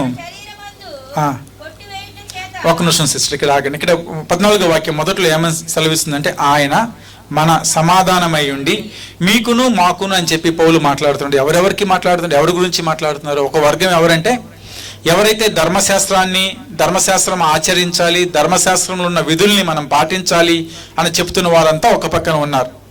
ఒక పక్కన ఎవరున్నారంటే, క్రీస్తు రక్తము ద్వారానే మీ యొక్క క్రియల ద్వారా కాదు, ఆయన యొక్క కృప ద్వారానే మీకు రక్షణ కలుగుతుంది అనే వాళ్ళు ఒక పక్కన ఉన్నారు. పౌలు ఒక పక్కన ఉంటే ధర్మశాస్త్ర అనుసరించే వాళ్ళు వేరే పక్కన ఉన్నారు. వాక్యం ఈ విధంగా సెలవిస్తుంది, మీకును మాకును ఉండిన ద్వేషమును ఆయన విధిరూపకమైన ఆజ్ఞలు గల ధర్మశాస్త్రమును తన శరీరమందు కొట్టివేయుట చేత. అంటే ప్రభువుల వారు ఆ ధర్మశాస్త్రాన్ని ఎక్కడ కొట్టివేశారని చెప్తుందంటే వాక్యము, తన శరీరంలో కొట్టివేయట చేత మధ్య గోడను పడగొట్టి మన ఉభయులు అంటే ఇరు పక్షాలు, ఇద్దరు ఉభయులు ఇద్దరిని ఏం చేసిందట? అది సంధి చేసింది. క్రీస్తు రక్తము ఏం చేసిందంటే సంధి, సమాధానాన్ని ఏర్పాటు చేసింది. అదే కదా పౌలు కొలసీలతో మాట్లాడుతూ ఉన్నాడు. ఆయన యొక్క రక్తము ద్వారా సంధి జరుగుతుంది. ఈ లోకమైన విషయాలైనా సరే, పరలోక విషయాలైనా సరే ఆయన రక్తము ద్వారానే సంధి జరుగుతుంది. కాబట్టి దేవుడు ఆ సమాధానం మన మధ్యలో ఏర్పాటు చేయాలని ఈ లోకానికి వచ్చాడు. సంఘాల మధ్య విభేదాలు, సంఘంలో ఉన్న బిడ్డల మధ్య విభేదాలు, ఇది ఎప్పటికీ ఆశీర్వాదకరం కాదు. సంఘాలు ఎందుకు వృద్ధి చెందలేకపోతున్నాయి? ఎందుకు సంఘంలో ఉన్నటువంటి బిడ్డలు వృద్ధి చెందలేకపోతున్నారంటే వాళ్ళ హృదయంలో దేవునికి స్థానం లేదు. దేవుని యొక్క ఆశీర్వాదాలు పొందుకోవడానికి వాళ్ళ భూమి దున్నబల్ల, వాళ్ళ హృదయాలు సిద్ధంగా లేవు. దేవుడు వస్తున్నాడు ఆశీర్వాదాలు ఇద్దామని, కానీ వాళ్ళ యొక్క హృదయాల్లో, వారి యొక్క జీవితాల్లో ఆశీర్వాదం పొందుకోవడానికి స్థానం లేదు. ఎందుకంటే అంతా కూడా నిండిపోయింది. దేంతో నిండిపోయింది? పాత విషయాలతో ఇదంతా కూడా నిండిపోయింది. పగలతో నిండిపోయింది, ప్రతీకారాలతో నిండిపోయింది. ఇంకెక్కడ దీవెన, ఇంకెక్కడ ఆశీర్వాదం? ఈ రాత్రికాల సమయంలో, నూతన సంవత్సరంలో ఒక అడుగు వెనక్కి వేద్దాం. అవును, మనతో ఎవరికైనా విభేదాలు ఉండి ఉండవచ్చు, మనకి ఎవరి మీదైనా పగ ఉండి ఉండవచ్చు. ఆ పగని తీర్చుకోవటం కోసం, ఆ పగ వాళ్ళ మీద చూపించడం కోసం కనుక నువ్వు ప్రయత్నం చేస్తే నీకున్న స్పృహ, దట్ కామన్ సెన్స్, స్పృహని మనం కోల్పోతాం. అసలు నువ్వేం చేస్తున్నావో కూడా నీకు అర్థం కాదు. ఎందుకంటే నీకు ఎంతవరకు వాళ్ళ మీద పగ తీర్చుకోవాలని ఉంటుంది, కానీ నువ్వేం చేస్తున్నావో నీకు అర్థం కాదు. అలాంటి వాడివి దేవుడిచ్చే ఆశీర్వాదాలు ఏ విధంగా మనం పొందుకుంటాం? కాబట్టి ఒక అడుగు వెనక్కి వేద్దాం. మనకి దైవ గ్రంథంలో అపోస్తలుడిగా యేసుక్రీస్తు ద్వారా ఎంచుకోబడినటువంటి ప్రముఖమైన వ్యక్తి, ఎక్కడెక్కడైతే అపోస్తలులు అని చెప్పి వాళ్ళ 12 మంది పేర్లు రాయబడ్డాయో ప్రతి చోట కూడా ఆయన పేరే ఫస్ట్ ఉంటుంది. ఎవరంటే ఆయన పేతురు గారు. మేడగది మీద ప్రార్థన చేసినప్పుడు కూడా ఆ మేడగదిలో ఉన్నటువంటి 125 మందిలో అపోస్తలుల పేరు రాసినప్పుడు మొదటి పేరు ఆయన పేరే ఉంటుంది, పేతురు అని. ఎందుకంటే ఈయన చాలా ప్రాముఖ్యమైన వ్యక్తి. చదువు లేదు పాపం ఆయన, కానీ యేసుక్రీస్తు ప్రభువుల వారిని ఆయనే మొదటిగా పిలుచుకున్నాడు. చేపలు పట్టేవాడిని రాయ్యా అని చెప్పి, అయ్యా నేను మనుషులను బట్టే జాలర్లుగా నేను చేస్తానని చెప్పి పిలుచుకున్నాడు. ప్రభుల వారితో చాలా క్లోజ్గా, అంటే దగ్గర సంబంధంగా ఆయన తిరిగాడు. ప్రభుల వారిని ఆయన్ని, అయ్యా నువ్వు నా సంఘాన్ని నిలబెడతావు, నీ రాయి మీద సంఘం నిలబడుతుంది, నా గొర్రెల్ని నువ్వు కాయి అని చెప్పి ప్రభుల వారు ఆయన కొన్ని బాధ్యతలు కూడా అప్పచెప్పాడు. అపోస్తులలో పెద్దవాడు, మంచి పేరున్నటువంటి వ్యక్తి, దేవునితో దగ్గర సంబంధం ఉన్నటువంటి వ్యక్తి. అదేవిధంగా దేవుడు స్పష్టంగా ఆయనకి నా గొర్రెల్ని మేపు అని చెప్పి, నా గొర్రెల్ని కాయి, నా సంఘం జాగ్రత్త అని చెప్పి అప్పచెప్పి ఆ బాధ్యతలు తీసుకున్నటువంటి వ్యక్తి. యేసుక్రీస్తు ప్రభుల వారు శిలువ మరణం పొందిన తర్వాత, ఆయన తిరిగి లేచిన తర్వాత ఈయన యెరూషలేము ప్రాంతంలో సేవ జరిగిస్తూ ఉన్నాడు. యెరూషలేము ప్రాంతంలో సమాజ మందిరాల్లో దేవుని యొక్క సువార్తను ఆయన చెప్తూ ఉన్నాడు యూదులందరికీ. అయితే ఇంకొక వ్యక్తి మనకి బాగా పరిచయం ఉన్న వ్యక్తే పౌలు గారు. ఈ పౌలు యేసుక్రీస్తు ద్వారా ఎంచుకోబడలేదు, కానీ ఆయన ప్రతి పత్రికలో కూడా అంటాడు, మనుషులు నన్ను ఏర్పాటు చేసుకోలేదు, దేవుడే నన్ను ఏర్పాటు చేసుకున్నాడు అని స్పష్టంగా చెప్తాడు. ఆయన కూడా ఏమని పిలిచారు, ఏమని అంగీకరించారంటే అపోస్తలుడుగానే అంగీకరించారు. ఈయన కొద్దిగా చాలా జూనియర్. ఎవరికి? పేతురు గారు వాళ్ళకంటే చాలా జూనియర్.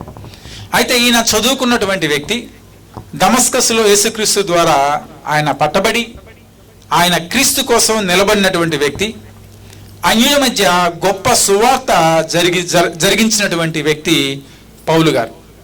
అయితే ఈ పౌలు గారి పని ఏంటి అంటే, ఆయన వెళ్ళి అన్ని ప్రాంతాలకు వెళ్ళి సువార్తను బోధించేవాడు. అన్యుల దగ్గరికి వెళ్ళి ఆయన సువార్తను చెప్తూ ఉండేవాడు. అయితే పేతురు గారు యెరూషలేము ప్రాంతంలో, ఆ ప్రాంతంలో ఎక్కువ ఆయన కాన్సన్ట్రేషన్ చేసేవాడు. అయితే ఒక సందర్భంలో సీనియర్ అయినటువంటి పేతురు గారి గురించి పౌలు కొద్దిగా కఠినంగా మాట్లాడతాడు. ఎందుకు కఠినంగా మాట్లాడాడంటే అది ఒక సందర్భం జరిగింది, అక్కడ మనం చదువుకుందాం. ఆ సందర్భాన్ని బట్టి కఠినంగా మాట్లాడతాడు. అయితే పౌలు కఠినంగా మాట్లాడటం మాత్రమే కాదు, కానీ పేతురు గురించి అందరి మధ్య కఠినంగా మాట్లాడతాడు. మామూలుగా ఒక పక్కకు తీసుకెళ్ళి మాట్లాడు, అందరి మధ్య, సంఘం మధ్యలోనే మాట్లాడేస్తాడు. అంత మాత్రమే కాదు, కానీ ఆ మాట్లాడాను, అరిచాను అనే విషయాన్ని ఆయన పత్రికల్లో కూడా రాశాడు. ఎవరు? పౌలు. ఒకసారి వాక్యం చదువుకుందాం. గలతీయులకు రాసినటువంటి పత్రిక 2వ అధ్యాయం, Galatians chapter 2. Galatians chapter 2 verse 11 to 14. అయితే అందరూ తీశారు బ్రదర్. గలతీలు రాసిన పత్రిక Galatians chapter 2 verse 11 to 14 we are going to read. And 11 నుంచి 14 వచ్చి చదువుకోబోతున్నాం. జాగ్రత్తగా చూద్దాం. అయితే కేఫా అంటే ఎవరు ఇక్కడ? పేతురు గారి గురించి. Very good. అతడు అపరాధిగా తీర్చబడ్డాడంట. ఏంటి? ఆ పేతురుని అపరాధిగా తీర్చేశాడు ఎవరు? పౌలు. కనుక ఒక నిమిషం సిస్టర్, ఇక్కడ పౌలు ఏమంటున్నాడంటే గలతీయులకు పత్రిక రాస్తున్నాడు. ఆయన పత్రిక రాస్తుంటున్నాడు, చాలా గొప్ప వ్యక్తి, పేరున్న వ్యక్తి కేఫానే ఎట్లా చేశాడట పౌలు? అపరాధిగా చేసి ఏమంటున్నాడు తర్వాత వాక్యం? ముఖాముఖిగా అతనిని తర్వాత ఏలయనగా యాకోబు నొద్ద నుండి కొందరి రాకమునుపు అతడు అన్యజనులతో భోజనము చేయుచుండెను కానీ వారు రాగానే సున్నతి పొందిన వారికి భయపడి వెనుక తీసి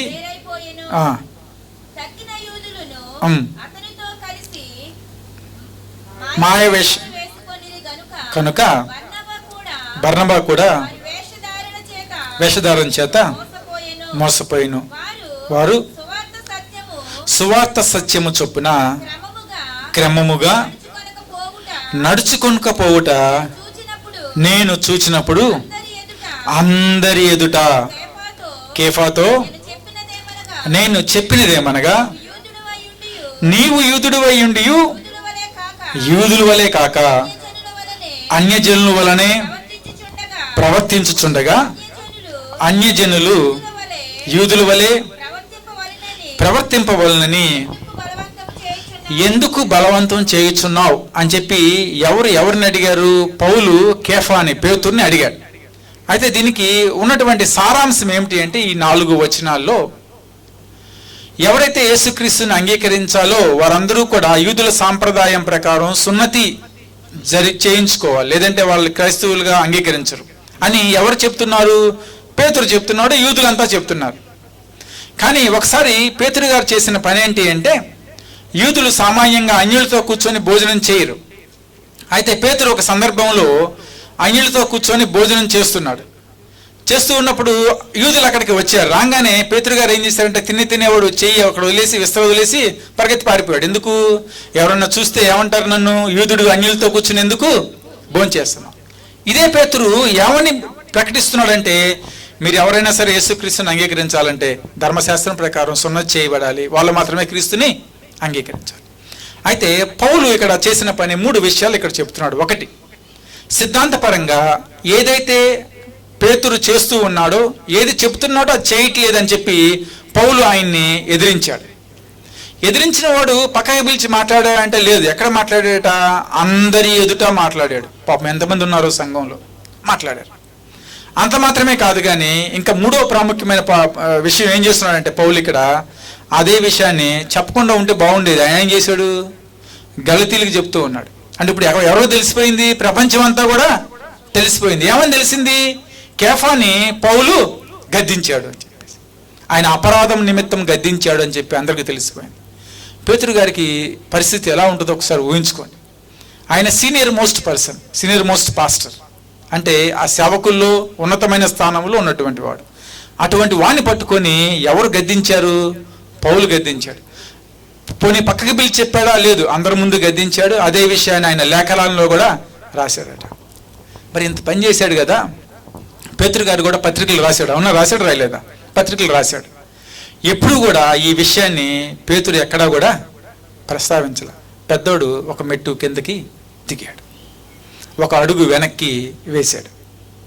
ఈ ఒక అడుగు వెనక్కి వేయటం వల్ల ఏం జరిగింది అంటే ఆయన పెద్దరికం ఇంకా పెరిగిపోయింది.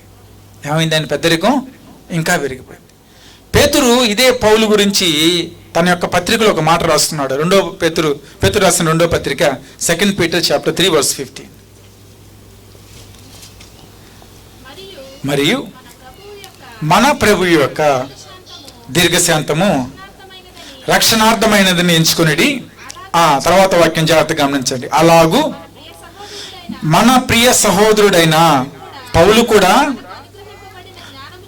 తనకు అనుగ్రహింపబడిన జ్ఞానం చొప్పున మీకు వ్రాసి ఉన్నాడు అంటున్నాడు. అంటే ఇక్కడ పౌలుని పేతురు ఏ విధంగా సంబోధిస్తున్నాడంటే, అయ్యా ఆయన సహోదరుడు, ఆయనకి దేవుడు జ్ఞానం ఇచ్చాడు, ఆయనకి దేవుడు బాధ్యత అప్పచెప్పాడని చెప్పి ఎవరు ఒప్పుకుంటున్నారు? పేతురు ఒప్పుకుంటున్నాడు.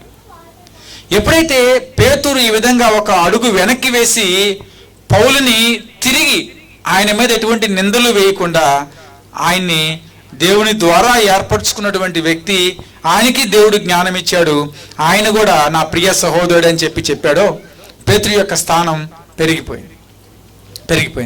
ఇంకొక ప్రాముఖ్యమైన సంఘటన మీకు జ్ఞాపకం చేస్తాను.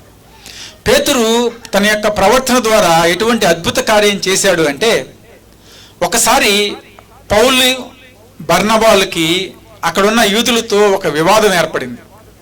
అయితే ఆ వివాదం గురించి వాళ్ళు అక్కడ యూదులతో చాలా తర్కించారు, చాలా మాట్లాడారు, చాలా విషయాలు చెప్పారు వాళ్ళకి. అయినా వాళ్ళు ఎవరు ఒప్పుకోలా.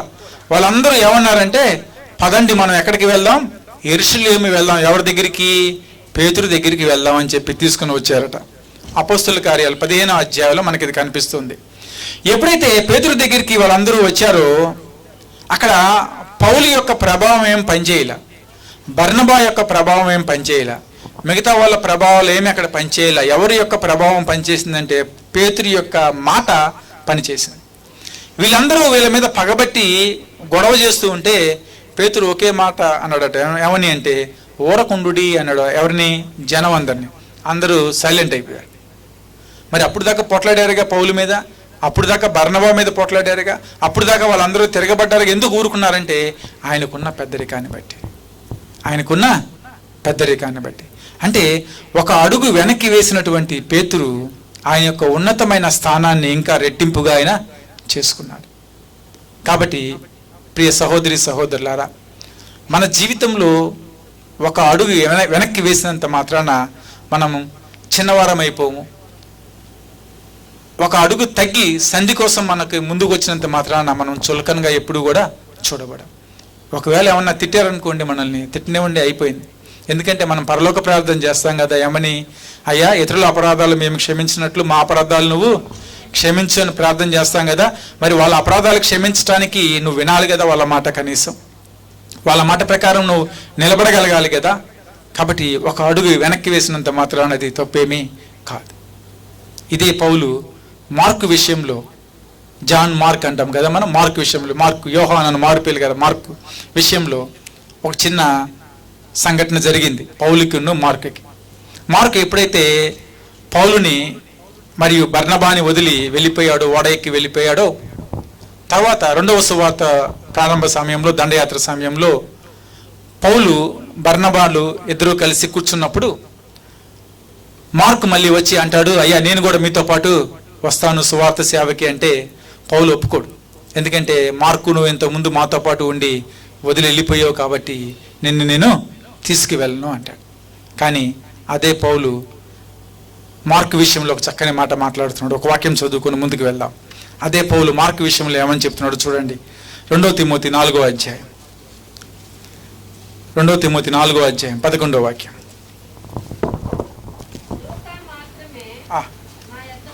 మా యొద్ద ఉన్నాడు,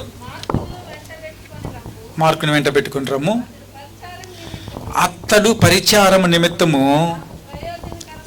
నాకు ప్రయోజనకరమైన వాడు అంటున్నాడు. అప్పటి వరకు మార్కు ఎప్పుడైతే పెర్గేకు వచ్చిన తర్వాత బర్నబాను పౌలును విడిచి ఓడ ఎక్కి యెరూషలేము వెళ్ళిపోయాడో, పౌలు హృదయంలో ఒక విషయం నాటుకుపోయింది. ఏంటంటే, ఈ మార్కు మనతో పనిచేయడయ్యా, సేవలో పనికిరాడు. ఎందుకంటే పౌలు చేసే సేవ కఠినంగా ఉండేది, అన్యుల మధ్య సేవ చేసేవాడు, చాలా కష్టాలు పడేవాళ్ళు అక్కడ. మరి ఏ విషయం గూర్చి మరి మార్కు వెనక్కి వెళ్ళిపోయాడో మనకు తెలియదు. కానీ మార్క్ అయితే మాత్రం పౌలుని బర్నబాని అక్కడ వదిలిపెట్టేసి ఆయన యెరూషలేముకి వెళ్ళిపోతాడు. ఈ విషయం ఎవరి హృదయంలో ఉండిపోయింది? పౌలు హృదయంలో ఉండిపోయింది. వీళ్ళు మొదటి సువార్త దండయాత్ర ముగించుకొని రెండో సువార్త దండయాత్ర మొదలు పెట్టేటప్పుడు బర్నబాకి బంధువు అయినటువంటి మార్క్ని తీసుకుని వెళ్దాం అని చెప్పి బర్నబా మళ్ళీ చెప్తాడు. పౌలు అంటాడు, నేను ఒప్పుకోను అంటాడు. ఒకవేళ నువ్వు మార్కుని తీసుకెళ్లాల్సి వస్తే నువ్వు నాతో కూడా రావద్దు అన్నాడు. ఎవరితో? బర్నబాతో. కాబట్టి బర్నబా మార్కుని తీసుకుని ఒక సైడ్కి వెళ్తే పౌలు సీలలు కలిసి వేరే సైడ్కి వెళ్ళారు అని చెప్పి మనకు అనిపిస్తుంది. కానీ ఆ యొక్క విషయాన్ని పౌలు మనసులో పెట్టుకోవాలి. పౌలు యొక్క హృదయంలో అది లేదు. ఎందుకంటే మార్కు ఒక సేవకుడిగా పౌలు చూశాడు. చూసి పిలుస్తూ ఉన్నాడు పౌలుని. ఏమనంటే మార్కుని పిలుస్తున్నాడు. ఏమనంటే తిమోతికి రాస్తూ అంటున్నాడు, మార్కుని వెంటబెట్టుకొని రమ్ము, అతడు పరిచారం నిమిత్తము నాకు ప్రయోజనకరమైన వాడు. కాబట్టి మనుషులు ఎప్పుడు ఒకే రీతిగా ఉండరు, వాళ్ళలో మార్పు రావచ్చు. ఆ వచ్చినటువంటి మార్పుని ఎవరు గుర్తించారంటే పౌలు గుర్తించాడు.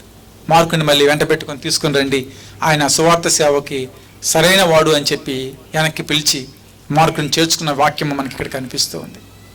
కాబట్టి యోసేపుని ఎంతగా శిక్షించిన అన్నదమ్ముల విషయంలో ఆయన క్షమాగుణం కలిగి ఉన్నాడు కాబట్టి ఆశీర్వదించబడ్డాడు. యాకోబు ఎప్పుడైతే ఏశావును కలుసుకున్నాడో 7 సార్లు సాష్టాంగపడి నమస్కారం చేశాడు. ఎవరికి? ఏశావు. కాబట్టి వాళ్ళిద్దరి మధ్య సంధి అనేది కుదిరింది. ఈరోజు నూతన సంవత్సరంలో అడుగుపెట్టిన మనందరి హృదయాల్లో ఎవరో ఒకరి మీద పగ ఉండే ఉంటుంది కదా.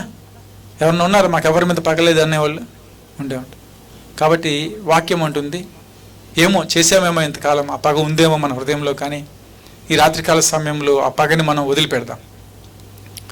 ఎప్పుడైతే నువ్వు సంధి చేసుకోవటానికి ఇష్టపడుతూ ఉన్నావో అప్పుడు దేవుని యొక్క ఆశీర్వాదాలు మనం పొందుకుంటాం. యేసుక్రీస్తు ప్రభులు వారు కొండ మీద ప్రసంగంలో చక్కని మాట మాట్లాడుతున్నాడు. ఏమనంటే, సమాధాన పరుచువారు ధన్యులు, వారు ఏమనబడతారు? వాళ్ళు దేవుని కుమారులు అనబడుదురు అని చెప్పి వాక్యం సెలవిస్తుంది. సమాధానానికి నువ్వు సిద్ధంగా ఉన్నావా? సమాధానం చేయటానికి నువ్వు సిద్ధంగా ఉన్నావా? సమాధాన పట్టానికి నువ్వు సిద్ధంగా ఉన్నావా? అలా ఉంటే దేవుని యొక్క బిడ్డలుగా మనం తీర్చబడతాం. దేవుని యొక్క ఆశీర్వాదాలు మన జీవితంలో నెరవేరుతాయి. ఎంతవరకు సమాధానం లేకుండా ఉంటామో, ఎంతవరకు క్షమించే గుణం లేకుండా ఉంటామో, ఎంతవరకు మన మధ్య, మన కుటుంబం మధ్య, మన సంఘాల మధ్య ఐక్యత లేకుండా ఉంటామో అంతవరకు మనకి అభివృద్ధిని మనం చూడలేం. దేవుని యొక్క కార్యాలు కూడా మన జీవితంలో జరగవు. జరగాలి అంటే సమాధానం మనకు అవసరం. జరగాలి అంటే మన యొక్క కఠిన హృదయాలు మార్చబడాలి. జరగాలి అంటే నీ యొక్క హృదయం దేవుని యొక్క ఆశీర్వాదాలు పొందుకోవటానికి సిద్ధంగా ఉండాలి. ఈ రాత్రికాల సమయంలో ఏమో ఒకవేళ మన తల్లిదండ్రుల విషయంలో, మన బిడ్డల విషయంలో, మన బంధువుల విషయంలో, మన స్నేహితుల విషయంలో, మన సహోదరుల విషయంలో ఏమైనా అట్లాంటి పొరపత్యాలు ఉంటే దేవుని యొక్క వాక్యం అంటుంది, సమాధాన పడండి. ఎప్పుడైతే సమాధానం మనం కలిగి ఉంటామో దేవుని ఆశీర్వాదాలు పొందుకుంటాం. హల్లెలూయా. ప్రార్థన చేసుకుందాం. చిన్న ప్రార్థన చేసుకుందాం. హల్లెలూయా, హల్లెలూయా. స్తోత్రం తండ్రి, పరిశుద్ధుడా యేసయ్య, వందనాలు, స్తోత్రాలు రాజా. ఇదిగో తండ్రి, అద్భుత రీతిగా, ఆశ్చర్య రీతిగా మా జీవితాల్లో మీరు దయచేసిన నూతన సంవత్సరాన్ని బట్టి వందనాలు యేసయ్య. తండ్రి, మా హృదయాలు కఠినంగా మారిపోయాయి, బహు కఠినంగా మారిపోయాయి తండ్రి. ఎవ్వరి మీద జాలి లేదు, ప్రేమ లేదు, కరుణ లేదు యేసయ్య. మా హృదయాలు పగలు ప్రతీకారాలతో నిండిపోయాయి తండ్రి. స్తోత్రం ప్రభువా. ఇదిగో సమాధాన కారకుడుగా తండ్రి, సమాధానకర్తగా మీరు ఈ లోకానికి వచ్చారు తండ్రి. అయిన దేవుడు తండ్రి ఆయన యొక్క అభిష్టాన్ని స్పష్టంగా ఈ రాత్రికాల సమయంలో మాకు తెలియపరిచారు. రండి, కూర్చొని సమాధాన పడదాం, రండి మన మధ్య సంధి చేసుకుందామని వాక్యం సెలవిస్తుంది యేసయ్య. ఇదిగో తండ్రి, ఇంకా మేము దేవునికి దూరంగా ఉన్నామేమో, మా హృదయాలు దేవునికి దూరంగా ఉన్నాయేమో తండ్రి. రాత్రికాల సమయంలో జ్ఞాపకం చేసుకోండి తండ్రి, సంధి చేయమని ప్రార్థిస్తున్నాం. ఇంకా బిడ్డలు రాజా, ఎంతమంది తండ్రి వాళ్ళ హృదయాలు కఠినంగా మారిపోయి ఉన్నారు, సంధి లేకుండా, సమాధానం లేకుండా, శాంతి లేకుండా ఉన్నారో తండ్రి. స్తోత్రం ప్రభువా. ఇదిగో తండ్రి, ఒక మెట్టు కిందకి దిగిన పేతురు తండ్రి గొప్పగా ఎంచబడ్డాడు. మార్కు తప్పిపోయాడని తండ్రి పౌలు బాధపడలేదు, కానీ మార్కు వృద్ధి చెందాడని చెప్పి తిరిగి హక్కున చేర్చుకున్నాడు రాజా. ఇదిగో తండ్రి, మేము ఎంతమందిని దూరంగా పెట్టామో, ఎంతమందిని తండ్రి మేము దూరపరుచుకున్నామో తెలియదు, కానీ రాజా ఇది రాత్రికాల సమయంలో తండ్రి వారందరినీ తిరిగి మా హక్కున చేర్చుకునే భాగ్యాన్ని మీరు దయచేయండి. వారందరినీ క్షమించే శక్తిని మీరు మాకు దయచేయండి యేసయ్య. స్తోత్రం ప్రభువా. ఇదిగో తండ్రి, నూతన సంవత్సరంలో నీ యొక్క దీవెనలు పొందుకోవటానికి రాజా మా హృదయాలను తండ్రి మీరు సిద్ధపరచండి, బలపరచండి యేసయ్యా, స్థిరపరచండి తండ్రి. స్తోత్రం ప్రభువా. రాబో దినముల్లో తండ్రి స్తోత్రం రాజా, ఇదిగో ఈ సంఘాన్ని తండ్రి ఉన్నతమైన స్థానంలో మీరు నిలబెట్టండి యేసు, నీకే వందనాలు రాజా. నువ్వు ఏర్పాటు చేసుకున్నటువంటి సంఘము తండ్రి స్తోత్రం ప్రభువా. బిడ్డలు ఎక్కడెక్కడైతే చెదిరిపోయి ఉన్నారో రాజా, ప్రతి ఒక్క బిడ్డని మీరు తండ్రి మరొకసారి తిరిగి చేర్చమని ప్రార్థిస్తున్నా. బిడ్డల హృదయాల్లో తండ్రి మీరు సమాధానాన్ని దయచేయండి యేసయ్య, స్తోత్రం ప్రభువా. ఏ విషయంలో అయితే తప్పిపోయి ఉన్నారో తిరిగి తండ్రి నీ మార్గంలోకి రాగలిగే శక్తిని మీరు దయచేయండి తండ్రి. మమ్మల్ని అందరినీ తిరిగి ఐక్యపరచండి యేసయ్య, ఐక్యపరచండి తండ్రి స్తోత్రం ప్రభువా. నీ సన్నిధిలో మేమందరము సాక్షులుగా నిలబడే శక్తిని మీరు మాకు దయచేయండి. ఇదిగో నూతన సంవత్సరంలో తండ్రి ఈ గొప్ప కార్యము తండ్రి యేసు నామములో మా జీవితంలో మా సంఘంలో తండ్రి జరుగునుగాక యేసయ్య, నీకే వందనాలు. సమాధానం మా జీవితంలో నిలుచునుగాక తండ్రి. మా హృదయాలు తండ్రి సున్నితమగునుగాక యేసయ్య. నీ యొక్క వాగ్దానాలను నెరవేర్పుకు తండ్రి మా హృదయాలు సిద్ధపడునుగాక రాజా, నీకే వందనాలు. సమాధానకర్త, సమాధాన కారకుడైనటువంటి యేసుక్రీస్తు నామములో ప్రార్థించి వేడుకొంచున్నాం తండ్రి. ఆమేన్, ఆమేన్.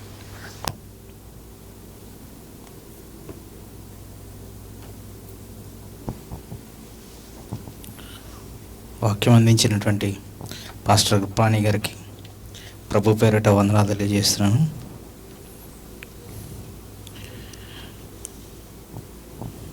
ఇప్పుడు ఒక ప్రత్యేకమైన పాట పాడుచుండగా మనం కానుకలు సమర్పిద్దాం. ప్రత్యేకమైన పాట పాస్టర్ గారికి ఎవరైనా చెప్పారా? ఇంతకుముందు ఎవరైనా ఉన్నారమ్మా?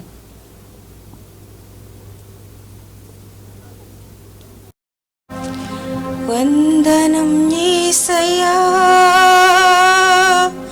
వందనం యేసయ్యా, వందనం యేసయ్యా, వందనం యేసయ్యా. నీవు చేసిన మేలుకు, నువ్వు చూపిన కృపలకు, నీవు చేసిన మేలుకు, నువ్వు చూపిన కృపలకు వందనం యేసయ్యా, వందనం యేసయ్యా, వందనం యేసయ్యా, వందనం యేసయ్యా.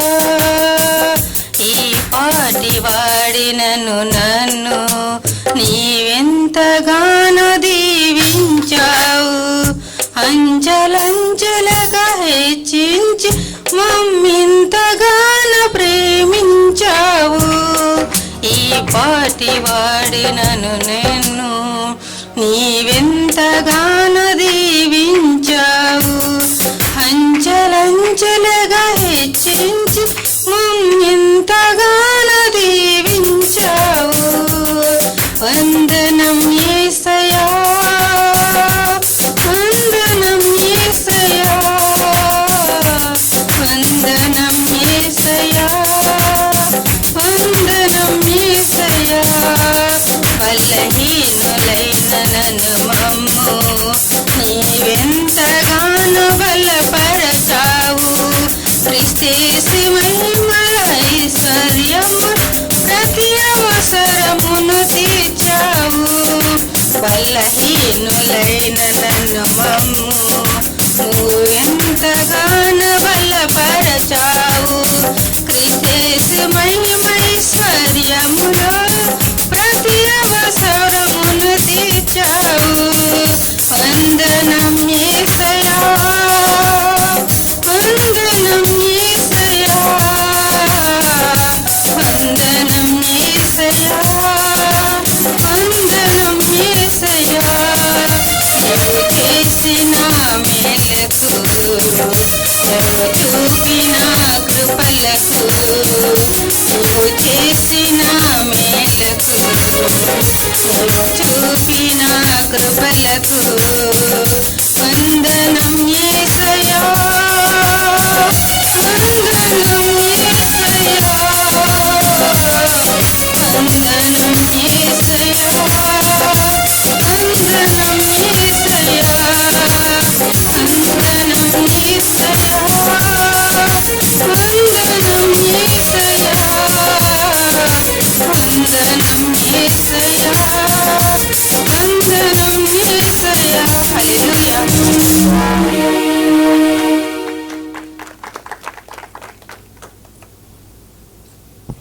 హల్లెలూయా.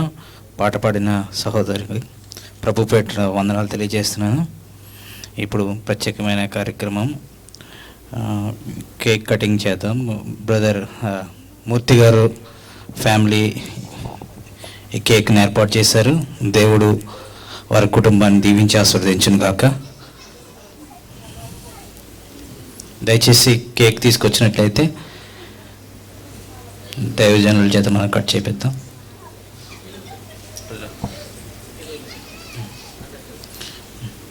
దయచేసి పిల్లలందరూ ముందుకు రండి.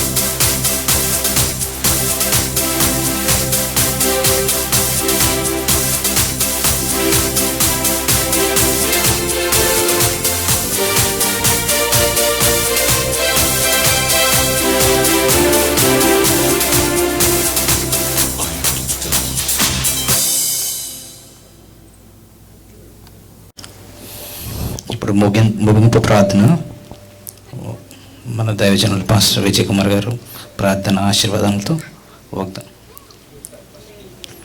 ముగింపు ప్రార్థన పాస్టర్ గ్లెన్ ప్రార్థన చేస్తారు.